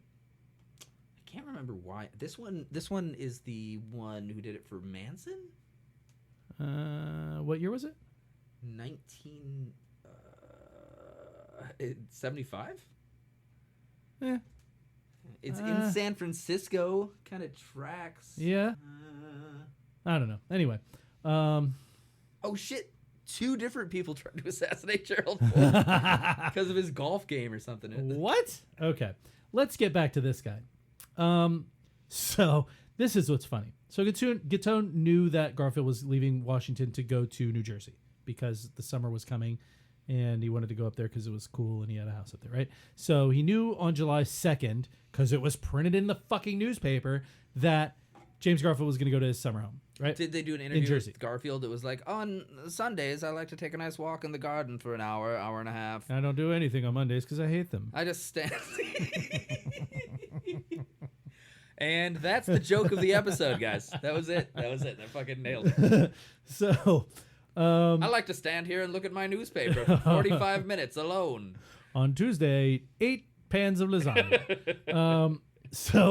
So Guiteau went and purchased a gun that he, quote, thought would look good in a museum. Ooh, I'll bet that's in a fucking museum somewhere. Oh, of course it is. So he followed Garfield a bunch of times. That's a fucking cold-blooded quote, too. That's good. That's like, hey, whatever happens, I want to be famous forever. That's kind of confirmation you got some cuckoo shit going on in the dome piece. Or that you're a fucking genius. There's a criminal side mastermind on that that just discovered it today. No, not a criminal mastermind by any means, but just like the idea that like I know I'm about to affect the flow of history from now on. Yeah, I guess that's cuckoo brain shit. But anyway, should have gotten a hammer that would look good in the museum. Oh god, then you really would have changed some shit. So he followed Garfield a bunch of times. Every time he either lost his nerve or somebody came around, he got fucked up somehow. Right? Fucking creak down behind some. Bushes Garfield's like, what the fuck is that? It finally got to the point where it was his departure day to New Jersey. Right, July 2nd. So Guiteau went to the train station and concealed himself near the ladies' waiting room, right? Near the part of the station where Garfield was going to depart. Most of Garfield's cabinet was there because they were either going to go to New Jersey as well or part ways or just to say bye. Like most of his cabinet was hanging out, right? Mm-hmm. So he was talking to Secretary of State Blaine, right? And they were kind of like just deep in conversation. Blaine was staying in Washington, but he was there to see him off. So they were kind of deep in conversation. They didn't notice Guiteau, who they both knew because they had both met with him. This fucking guy again. Yeah. Came up behind Garfield, took out his revolver, and shot him twice. Once in the back and once in the arm. Guiteau attempted to leave the station, but was captured pretty fucking much immediately. And, because Blaine was like, that's Charles Guiteau. That guy over there. That fucking guy. Charles, I know his name. I know where he lives. Yell Charles Guiteau when he goes, tell him he can be the fucking consulate. He can go to the Paris consulate now. I just told that motherfucker he couldn't be a Parisian consulate. If he doesn't stop running, tell him he's got the job. Wow, that is some good 1820s like humor. Right there. So if he doesn't stop running, tell him he got the job. So as he was captured, as he was led away, he said, quote, "I did it. I will go to jail for it. I am a stalwart and Arthur will be president." He's just like, fuck Garfield. I'm glad I killed him. Yeah. So immediately, by the way, when news of the shooting spread, people like immediately started raging against the stalwarts, which was another reason why that faction just crumbled. Right? So, Garfield gets shot twice, right? Once the one glances off his arm, the other one went through his back and embedded itself in his abdomen, right? His quote when he was shot was, I'm sorry because it's so funny to think of it. His quote as he was shot was, "My God, what is this?" My God! Which is crazy because he was in a war. What is this loud bang and then immediate Oh my God, pain? what is this? Well, I mean, I guess he didn't see a lot of guys get shot at the train station before going on vacation. Was it like, but you think about the situation there. He's just chilling at a train station, him and his guy, Blaine, right? And fucking Guiteau walks up. And they're like, this fucking creep. And then he hears a bang. And like, fuck, oh, shit. Do you think like it was like a bang and then some silence for anyone started screaming? And he's just like, oh, my God, what is this?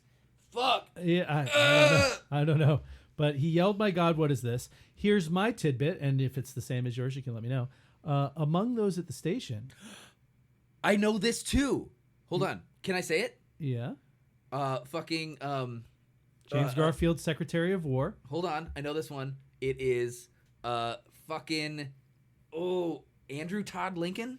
Robert Todd Lincoln. Robert Todd Lincoln. Yeah. Fuck. Whose father, Abraham Lincoln, was fucking assassinated 16 years earlier. I know this because so there's this great book by Sarah Vowell called Assassination Vacation. Which is what this was, actually. Sarah Vowell was it about this very It thing? is, absolutely, yeah. Sarah Vowell was a correspondent for National Public Radio for many years, and she kind of got famous because she's the voice of Violet in The Incredibles.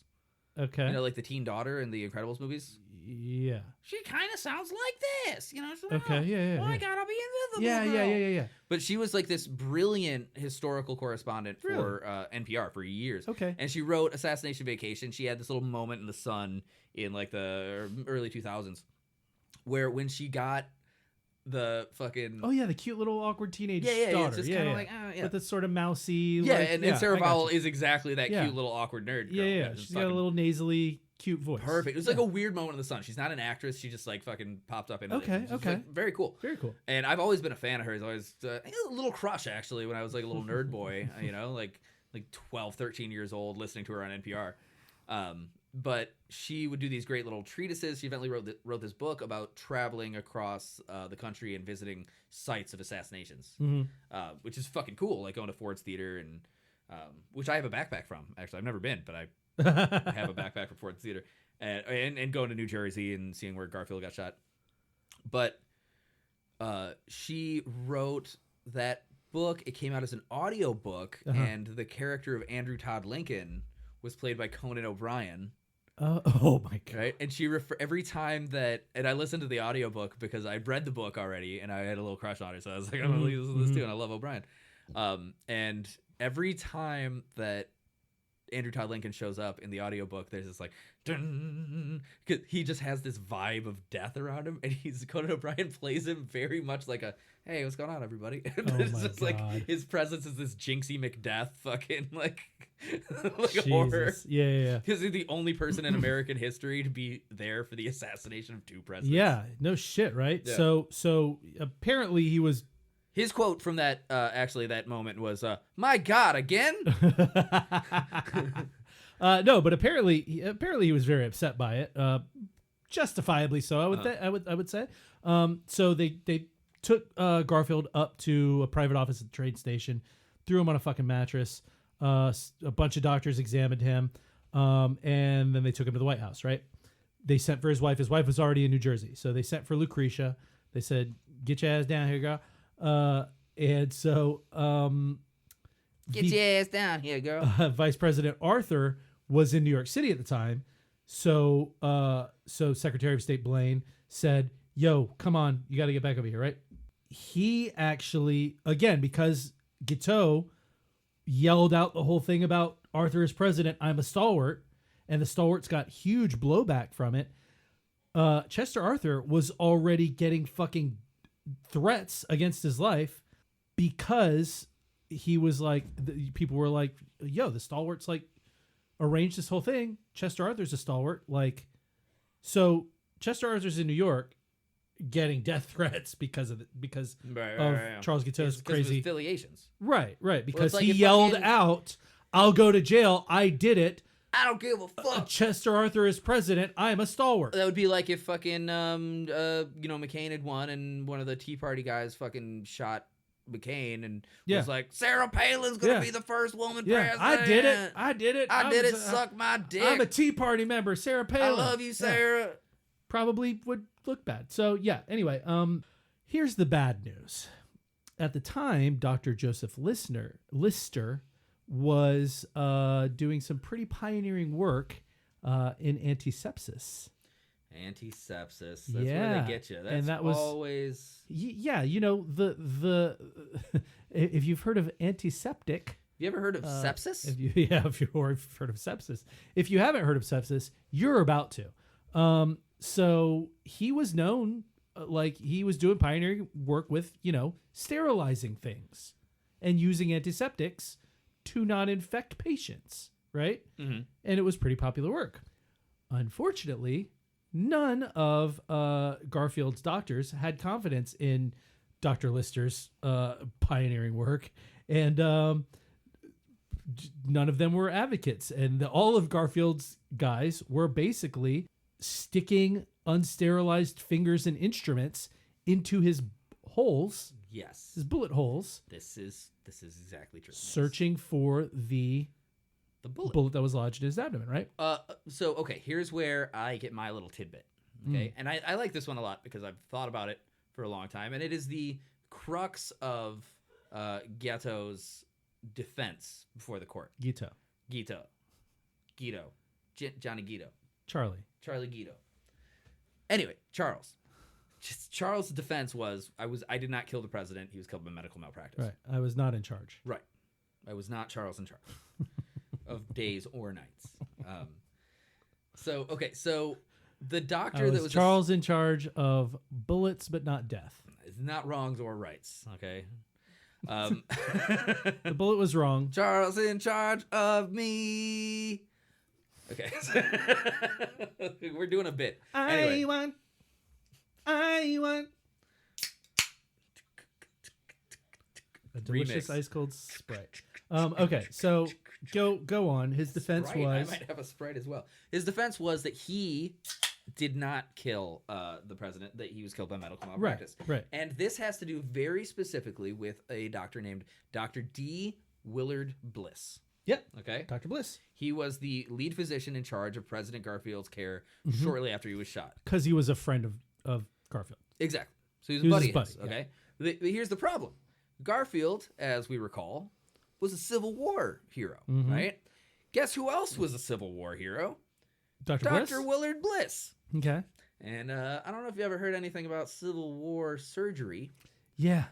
They weren't really big on the sterile. No, a lot element of those guys things. lost a lot of parts, So it was and a lot of those guys died. It was diagnosed later that the bullet in Garfield's abdomen was lodged near his spine, but had it been allowed to just heal with a bullet in it, he probably would have lived. So there are conflicting sort of ideas on that, Right. because one of the things that happened, and we don't know if it was from the initial gunshot or from all the poking and prodding, because they continued to do that for months, Yeah. right? He got shot in July. He got shot on July 2nd. He had a hard time grabbing that fucking... He got shot on that little July ball of lead. 2nd. He did not die until the 18th of September. I And they think? were never able to recover the bullet. No. Which is No. the interesting thing. So he, and they were, I mean, they were still Just like, I mean, like, well. I know so that what happened? One of the things that happened was that his gallbladder ruptured, Yeah. which the first successful removal of a ruptured gallbladder did not happen until about a year after James Garfield died. It was a death sentence. Right. Right. So Medical science was real fucked. real shitty. Yeah. Isn't it odd that, like, we've been people this whole time and we still don't know how to fix people? Like, what the fuck? We've been around a long, like 10,000 years. People have been doing smart person shit. And we still don't know how to, like, fucking do stuff. I went to a doctor's appointment today, and it cost me $350, and it almost cost me like almost $600. Is it because you took off your shirt and the doctor did an Adam Sandler noise? He went, goo! I have a horrible rash all over my body right now, but I got a Doctor shot says- and some creams. I believe the doctor's diagnosis was, it seems like some sort of alien spore He said turning you into a creature from He hell. said he looked at the chart and he said, "It says here your shit's all fucked up and you talk like a fag." We're gonna keep that in because it's a movie reference. That is a movie reference. And if you know the movie reference, sign right into our Patreon, and I'll send you if you know the movie photograph reference, picture of Justin Long. If you know, yeah, right. If you know the movie reference, give us 5 stars on because we're funny on we're Apple funny Podcasts, and in the comments, write the name of the movie. Type the name of the movie. That's what we want to know, right? Okay, Actually, you know what? No. Here's what I want everybody to do. And we're gonna hammer Are this. we giving orders now? You're really poking that table. Damn, that's one finger. That's a construction boy. We're gonna hammer this home every week. All right. Here's what I want to do, because eventually it would be fun to do live shows. Yeah, absolutely. Don't you think? Yeah. But here's the thing. You know, when you rate us, I hope it's 5 stars. It would be really cool. If it's not 5 stars, then just don't do it. Just don't do it. Hey, if you want to leave us a 1-star review because you hate us so much, yeah, you could just stop. Press the stop button. Don't do on that. There's so many other podcasts. Well, you know how many fucking 5-star reviews we have to get for us to be noticed by anyone? Yeah, like no don't shit, right? do it. Yeah, yeah. You could just go to different podcasts. Yeah, and, just fucking go listen to. Don't listen to us to anymore. fucking Paul Shear or something. Oh yeah, wow, that's a weird one, but yeah. No. He does a couple of really good podcasts. It's cool. You could go listen to like Unspooled. just How Did This Get Made? There's lots of cool shit. You know? I listen mostly to movie podcasts. God damn it. So go fuck with the Last House on the Left. Here's guys, the thing I want to pitch here is that, you know, you do the 5 stars and it tells you can comment, right? Comment where you live, because if we're gonna book live shows, because if you we give us go 1 star, where... I want to know where you Wait, no, you know, if we're gonna book live shows, it would be cool to book live shows where we know we have, you know, listeners. Doing a tour would be so cool. Doing a tour would be cool, but I will quit my fucking job. But that's gonna be Patreon dependent. Hey, Patreon, hook me up, baby. Yeah, get me some health insurance. So if I have a fucking, I got a nationwide job. Like you know this, what? If we fucking tour, I'll bet you I could. I don't. You have health insurance. I don't. Fucking, make it so I never. I'll have get to spend dental insurance. I don't have health. You don't have health? No, I don't have health. What? Your too expensive. Job gives you dental but not health? They don't give me shit. I got a fucking corporate buy-in. I got you. Okay. But like I have a nationwide offers you. My company is a nationwide thing. It's a solar installation bullshit, and I could probably, because I'm like a specialist and a notary now, I could probably bop from branch to branch on this tour and just like still work full days. Oh god, that would be horrible. Kinda cool. I'll be the stay-at-home wife sitting at the hotel room doing show notes. Just in the hot tub, fucking drinking mimosas. But it would be cool to know where people are, because here's the thing: if we're gonna book a spot, we want to be able to fill that spot. Oh hell yeah! So like, I'm not gonna go to like Charlotte, North Carolina, for example, unless I know we got. I would. I people think my at cousin Charlotte lives there. Well, if we have listeners at Charlotte, if we have like 2 people at Charlotte, North Carolina, and then we have like 100 people in Birmingham, Alabama, would I rather go to Charlotte, North Carolina than Birmingham, Alabama? Probably. Don't say that. Why? Because what if we've got 100 people in Birmingham, Alabama? Now they're like, oh, fuck you. Oh, first of all, we're in Jacksonville, Florida, okay? So, samesies, all right? Everywhere sucks. Everywhere sucks. I bet I could move to fucking... Delete everywhere. I bet name the most beautiful place you've ever seen. I bet you if I lived there for more than 3 years, I'd be like, ugh. Most beautiful place I've ever seen. Gstaad. You've been to Gstaad? I have not. Oh. But it's beautiful. I don't know where the most beautiful place I've ever That's seen. in Switzerland, by the way. If you guys, it might be. Honestly, it might be like somewhere in Bali, like Kentucky. Okay. Yeah, like Kentucky is gorgeous. Kentucky's fucking crazy. Beautiful. If you could just hike all the people right out of there. Beauty is so in the eye of the beholder, though. I mean, like I really love the Badlands out in Utah. Some of the fucking Rockies and the Sierras are unstoppable. Like, and by the way, guess what? It sucks to live there. Always. Every place sucks. Every place sucks a fat sack of dicks. All right. So Birmingham, fuck off. Okay. So my tidbit. And Charlotte, you fuck off too, just for good measure. Stop telling. Just kidding. All right. So Dr. Willard, we love you. Willard Bliss, you know, just I'm sure was a consummate doctor in a way, but I think back in the day, a doctor just had to be somebody who understood. Or a doctor just had to be somebody bones and blood. Yeah, like I know where your bones are. And then you got bags full of juices goop in the middle. bags in there. Yeah, you know? But like really, a doctor was just somebody who could cut your fucking arm off without puking. Your arms like, and your that was legs their are shit. meaty sticks. It's like, and hey, the middle it looks has like a bunch you've been of weird shot. bags. I have the constitution to cut your shit off. I know where the seam is in your bones where I can chunk. Jesus. You know. But Dr. Willard Bliss. Now bite on this stick. Yeah, hey, bite down on this because I'm gonna cut your entire ass off. You've been shot in it. I don't know. Oh my god, we You know, can't find the bullet. I've been jamming my finger in there all day. And I can't find you it. had a bullet in you. That's cool. I'll just poke this burning stick into the my hole and you'll God. be fine. So it does shock me that like the entire process behind the medical care of Garfield was trying to find the bullet. Well, this is my favorite sentence. Because if they didn't think that their own fucking filthy dick fingers would like cause a problem, why would they think train station finger? Why would they think that a fucking a hot metal ball was going to be an issue? Yeah, no shit, right? Like, because they didn't we understand. gotta get it out or he'll die. They like didn't your understand- fucking grubby fucking cock They fingers. didn't understand microorganisms. So okay, this is my favorite sentence. It's by the gonna way. rust in him. Like, Yeah. it's fucking what? So well, probably something to be said for lead poisoning. I guess. But I get Never eat any chips, any paint chips. I've eaten plenty. It's fine. No. You're up in Detroit. Nothing but lead. Okay, listen to this sentence because it made me laugh when I read it. According to some historians and medical experts, not all of them, just some, Garfield might have survived his wounds had the doctors attending him had at their disposal today's medical research, knowledge, techniques, and equipment. Maybe like an X-ray and maybe soap.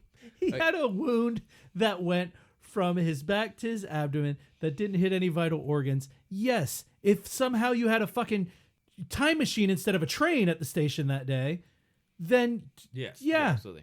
You know what also would have been good is if they had just bandaged him. That would have probably worked. and not If you stuck don't their- hit any vital organs, usually you're gonna have some back pain for sure. yeah, But like you're probably okay. oh, it's gonna suck. But here's a It's really gonna interesting suck, one. but I would love to see the scene of doctors just poking their This- fingers. And what do they get? Like the train conductor? Hey, you see, you got long fingers. Come on, get in there. See if you can get this Hey, thing got out. long fingers. Come on in, take a poke. He's just changing the oil Fucking in the train. Rub some oil on it He's to get just for the loop. greasing up the gears on the Here train. is an interesting thing. In the month it took for Garfield to die, More than a month. 2 months. July 2nd, Okay. August 2nd. One of the 2.5 months. One of the things that happened was many people were invited to inspect the wound. Right? He was Yeah. essentially tortured Yeah. ad nauseum. Well, he for was on months. a lot of morphine. Right. One person that stuck their own grubby dick finger into the hole and actually, with a little bit of cocky attitude, really dug in there to find this. Like, these fucking pussies. Jesus He Christ. really fucking poked in and apparently pierced Garfield's liver. Personally. Really? Was a man named Jebediah Hyde Baxter, who was at the time Surgeon General of the United States of Oh, America. good for him. Yes, the Surgeon General himself stabbed his What grubby qualified fucking him dick for that, I finger wonder. through the president's liver. Jesus Christ. Yeah. But honestly, That's my tidbit. That's the one I like. Oh, okay, I like that's a good I like one. that stuff. That's a good I one. like that stuff. Um, Jebediah Hyde Baxter looks like a real badass, but apparently he's dumber and pissed. I think with that we can move on from James Garfield. Yeah, cool. Who's we got one more after that, right? We did have William McKinley, Old Mick. but here's the thing. You know how I was talking about, how we only have like a week to do these show notes? Yeah. I started late. So you didn't really do much McKinley. If we're going to do McKinley, we got to do McKinley live. Okay. I didn't even browse. I know a handful of things about McKinley. One of the things I know is that the motherfucker never went to Mount McKinley, now known as Denali, the tallest fucking mountain in the whole continent of North America, gets named after you, and you're like, what a fucker. The only really other cool thing about McKinley, because there's not, again, back to where we were, okay, he was fucking in the Union Army for the Civil War, and then he was a lawyer, and then He was fucking in the started Union his- Army? and then he started his political journey, which ended up in Congress, and then he did this, and it's like, Yeah, just he also looks like a fucking ghoul. like a villain. He looks like a just- ghoul. He does. He looks like a fat vampire. It's like it's just like his face is just very like. Yeah.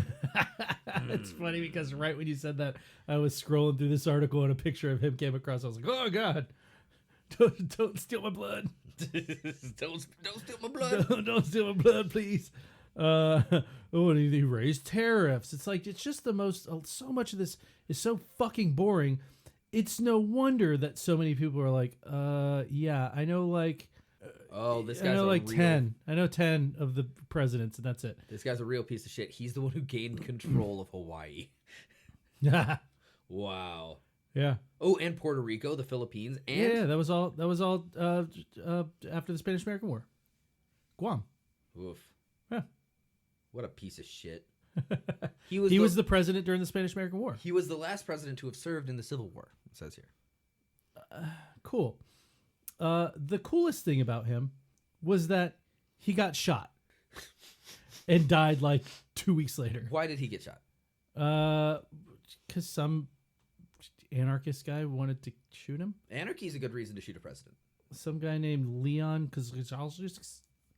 That's not Israel. That's not really how you pronounce it. Sounded like you said that backwards. Just just Okay, so here's the story of all this. Okay, McKinley liked to meet the public frequently, right? And at the time, there was security because now enough guys have been fucking shot that I don't know if it was an actual Secret Service yet. As a matter of fact, that would be an interesting thing to look up when I don't think the Secret Service came about until like the 40s or 50s, if I remember correctly. Yeah, it seems to align pretty well with like the FBI. Secret formation. Service, was so. That J. Edgar Hoover shit. Yeah, and he was president for he was president at the turn of the century. Basically, at the time, there were some recent assassinations by anarchists in Europe, like the assassination of King Umberto I of Italy, which had just happened the year before.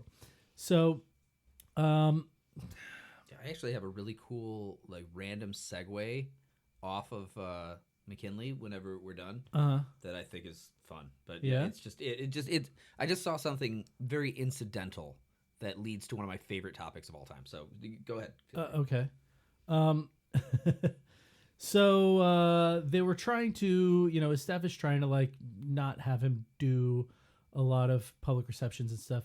He was at some fucking World Fair or some bullshit. I can't remember where he was at. It was like he was shaking hands with the public when an anarchist, Leon Zolgaz, I think it's Zolgaz, Czolgozz. Where was he though?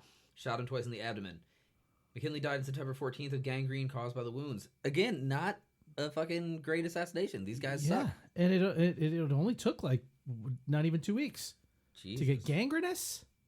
What are you in the fucking swamps of? Gangrene's pretty quick. I mean, 2 days, 3 days. I guess. You know, if it's not properly treated. Zolgaz had lost his job during the economic panic of 1893 and turned to anarchism, political philosophy adhered by recent assassins of foreign leaders. He regarded McKinley as a symbol of oppression and was convinced that it was his duty as an anarchist to kill him.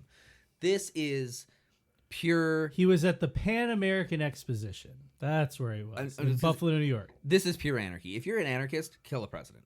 That is, if you adhere to that philosophy, do that, because that is the purest representation. No, now you've made it a rule. Now you've anyone. made it a rule, and that flies in the face of anarchy. I think that... No, it was a suggestion. You just told all the anarchists to kill I also president. think that the idea of anarchy is stupid, unless you're basing it around the idea of independent city-states. That's my take on anarchy. Not cohesive big governments, but independently reigned city-states within varying areas. Right. Like from here, Jacksonville would be one, and then Tallahassee would be a different one. But totally the Greek model, the old Greek model. Yeah.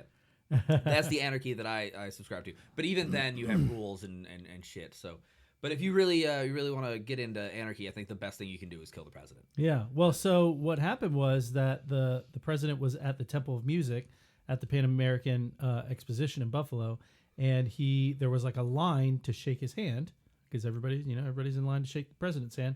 And Zalgos concealed his gun. This is just a convention, just like fucking Val Kilmer. It was, and he's like, hey, can you?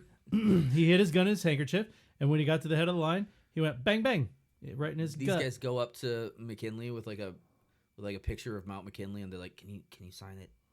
You know, from William. I'd love to mount you. Well, you know what's funny? So this is interesting. I'll mount you anytime. McKinley. Mount McKinley. Yeah. Oh, not after his gut shot, probably. Doesn't seem like he was too up for that. But here's what's interesting, because I always find that you always find some little funny tidbits like this. So they couldn't find the second bullet, right? Mm-hmm. Strangely enough, they never used an X-ray machine to try and locate the second bullet. X-ray machines were very primitive at the time, and there was one being exhibited at the Pan American Expo grounds where he was shot, and it was not used. Wow. You think, maybe let's see if that thing works. Hey, you know what might save the president's life? Yeah. Is this piece of life-saving technology that we're exhibiting here at this expo? As somebody was probably like, it's not even a Don't Z-ray, worry about it's it. primitive. It's It's an fucking X-ray. useless. Once they get to Z, then we'll try it. Can't see shit. Well, good. I'm glad he's dead. So, And I'm glad wow, that they took his Jesus. name off the mountain because he didn't deserve it. Because fuck him.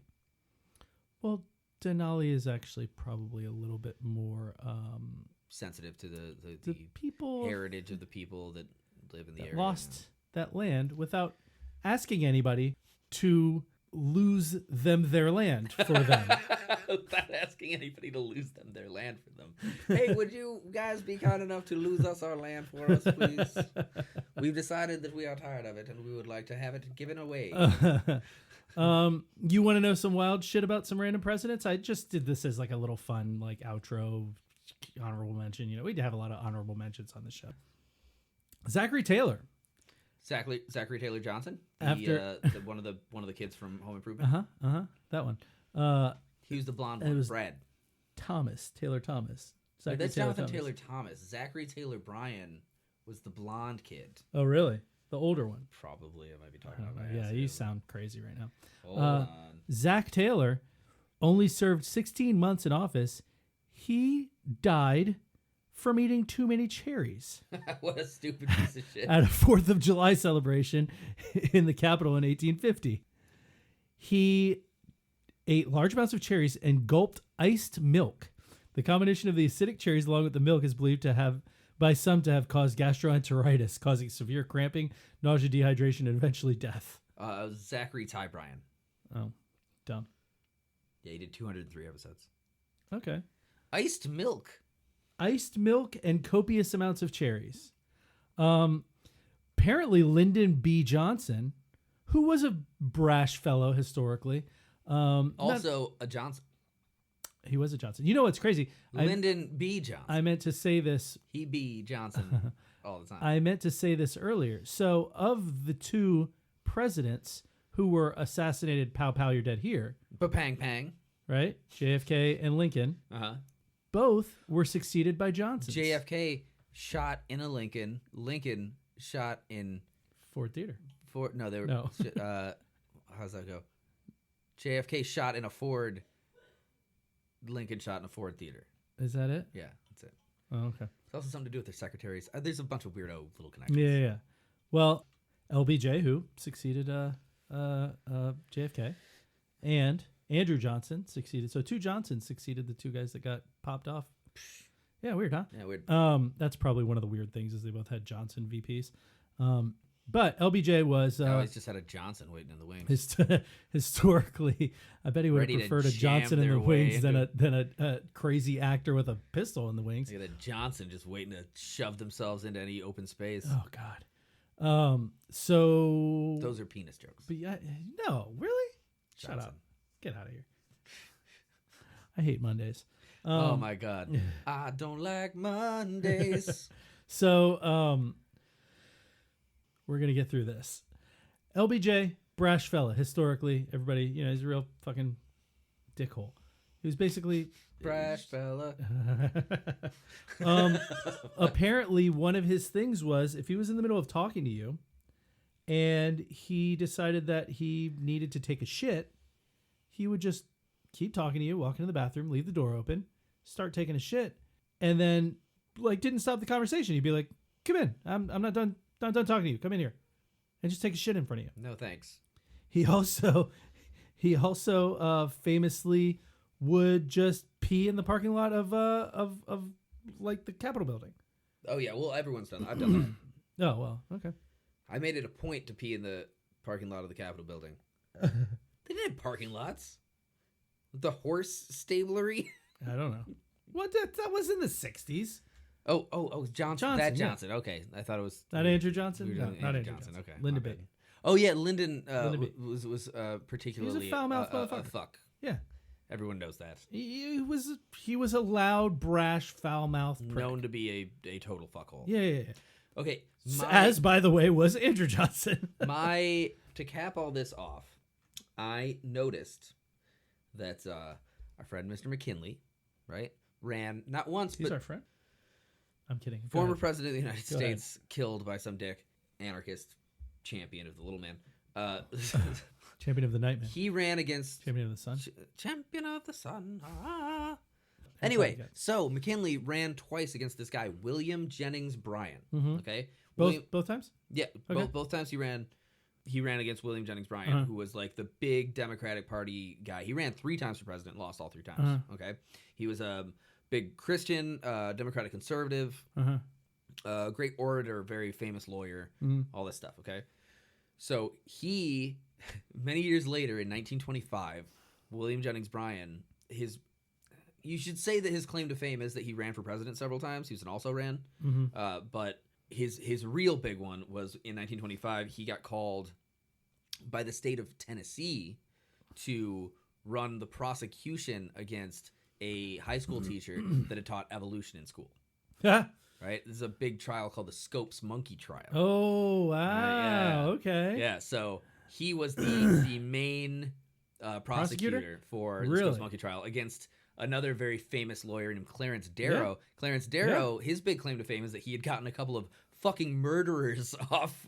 Very famously, very publicly, got a couple of fucking brothers that murdered their parents off of fucking He trial. also introduced the idea that what is time to God and the Bible? One of the best of all time, yeah. Why can't you believe that both of these things happen? Exactly. Why can't you say that a day to God is 1,000 years, a million years, a billion years? Yeah, who's to say?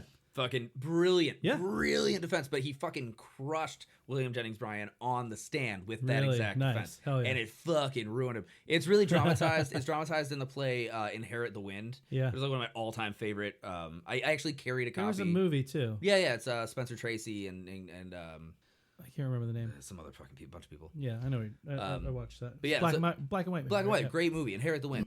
And that's very dramatized, of course.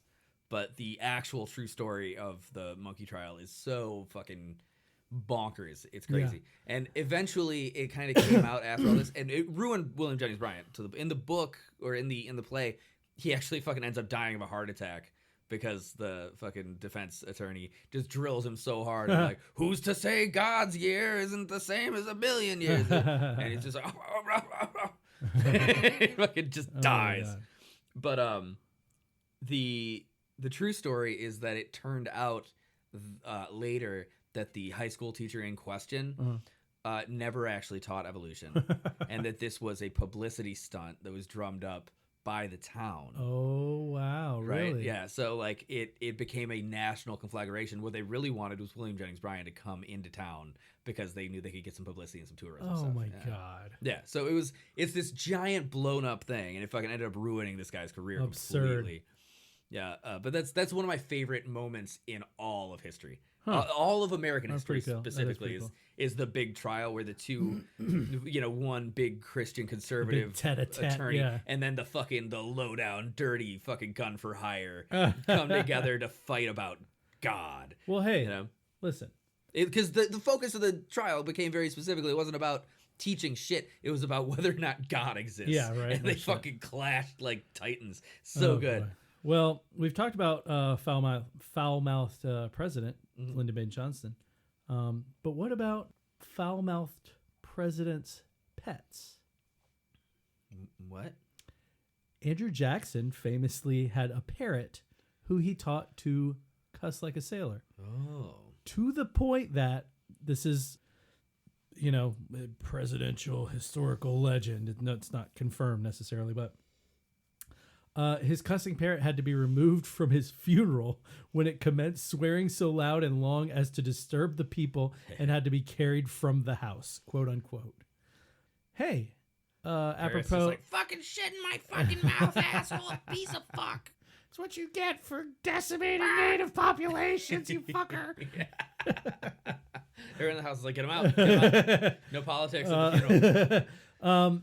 Apropos to our last episode, do you know that we have 2 former presidents who claimed to have seen UFOs? Oh, I did not. Yeah. During the 1976 Southern Governors Conference, as he was running for president, Jimmy James Carter I knew it was going to be Carter. described seeing a red and green orb in the sky outside of Leary, Georgia, stating, I was out in my peanut farm. I was out in my peanut farm and I look up and there's the alien. Stating, and I quote, "I don't laugh at people anymore when they say they've seen UFOs. I've seen one myself." End quote. Carter rules. You will not guess the second one. Hold on. Is it Barack Obama? It's Ronald Reagan. Ronald Reagan. Ronald Reagan described his own alien encounter, which happened to be in a plane outside Bakersville, California. He said, and I quote, I looked out the window and I saw this. I can't do it, Reagan. I looked out the window. Oh, yeah, that is more him. I looked out the window and I'm not going to try it. I Yeah, saw yeah, this a white little- light. It was zigzagging around. I said to the white pilot, light, and I said Barbara or Nancy. I said, that's he's talking to George Bush's wife, Barbara. Barbara, why don't you put your clothes on? Pop that I dick think out we of your saw- mouth. And I think we saw. no, he told the pilot, "Let's follow it." No news beyond that. It was just like, no. Pilot says, no, sir. No, we are not going to do that. Grover from Cleveland is on the phone, and Grover Cleveland met his wife shortly after she was born.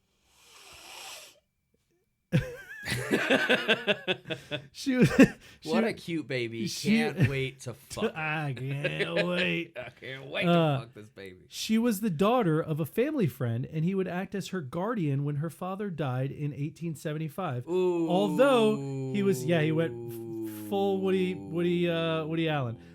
He was never legally appointed. He took over as her guardian when she was 11 years old. When she began college, Patrick just did air quotes I did on the radio. She was just 11 years old, air quotes. Fuck you. You were doing a goddamn ventriloquist all last week. I'll do it right now. Hey, buddy, what's happening? So when she began college, allegedly, the two began a romantic relationship and were wed when she was 21 years old, becoming the youngest first lady in history. Gross. Fucking gross. Kind of a bit more hardcore of Grover Cleveland. He was the sheriff of Erie County, New York, before he became president. And there was a man named Patrick Morrissey who was convicted of killing his own mother. Mm-hmm. He was sentenced to death. Cleveland opted to hang the dude himself. Dang, Grover. Grover was the one who stood 20 feet away and pulled the lever and watched the fucking trap drop. That's some Game of Thrones shit right there. It was kind of fucking You pass the sentence, you wild. fucking do the punishment. I guess. I would do that, I think. If I was like, you know what? You have to fucking die for this. Yeah. I'd be like, well, if I'm saying it, I'll do it. This is a funny one. We talked about his grandfather, Benjamin Harrison, William Henry Benny, Harrison's. yeah. Benny Five, I think. I think he was the fifth or some shit like that. He had a bit of a strange phobia. He was scared of electricity. That's not strange. That shit's scarier That as is fuck. true. Yeah. That is true. If anyone's ever been electrocuted, as I know you have, I've watched you get electrocuted Yeah. like a bunch of times. I like them spicy fingers, baby. Like to feel it coursing through me. Just like, I don't know, you're the only person I've ever met who's like, nah, I'll install the ceiling fan just without gloves. Yeah. Just, yeah. oh, wow, I got shocked again. Don't worry about cutting off the electrical. I got it. You guys made sure the switch was off, right? No? Maybe? Whatever. I'll try it I anyway. got a little lighty thing. It says there's electricity. I'm going to fucking lick it anyway. So it was... Seen you on a 10-foot ladder standing on the top, the part that says don't Yeah, fucking yeah, stand yeah, here. Arms fully extended up Yeah, to the ceiling, fucking with I'm wires. 6'2". And get zapped and go, ooh! Yeah, and stay on the motherfucker. We've all got our phobias. Mine's not electricity, apparently, like Benjamin Harrison. So it was during his administration, I don't Benjamin have any Harrison, phobias. number 23. No, none. Cool. That's good. My own existence. Is I don't have any. I don't really either. The one thing that I would say is like a phobia. It's more of just like a weird guttural reaction. Fingernail stuff. Like somebody's got fingernails get fucked up. That freaks me out. That's it. That's all I got. Yeah. Like that scene in The Ring where the fucking nail. Ugh. Yeah. I know what you're talking about. Fuck that. So it was while Harrison was president that electric lighting was introduced in the White House. He refused to touch any of the switches himself because he was scared he would get electrocuted. He said, no, fuck that. Imagine calling someone from the next room and be like, I can't, the sun's gone down.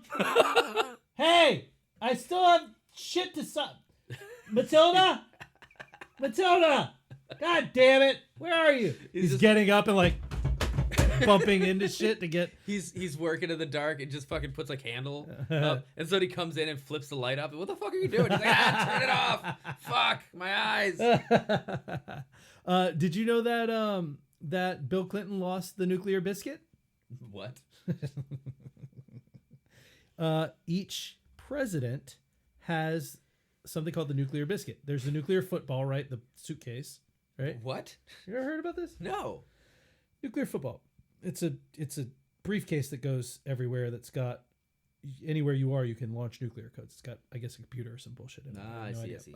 So there's always a guy with the nuclear football, and every president has something called the nuclear biscuit, which is their personal ID code for a nuclear launch. Bill Clinton lost his 4 months without telling anyone. I don't know. I know the whoever the chairman of the Joint Chiefs of Staff was at the time was quoted as saying, "That's a big deal, a gargantuan deal." Would you be tempted if you found the nuclear biscuit to just do it? I think you need the nuclear football too. You can't. You can probably call it multiple. in, right?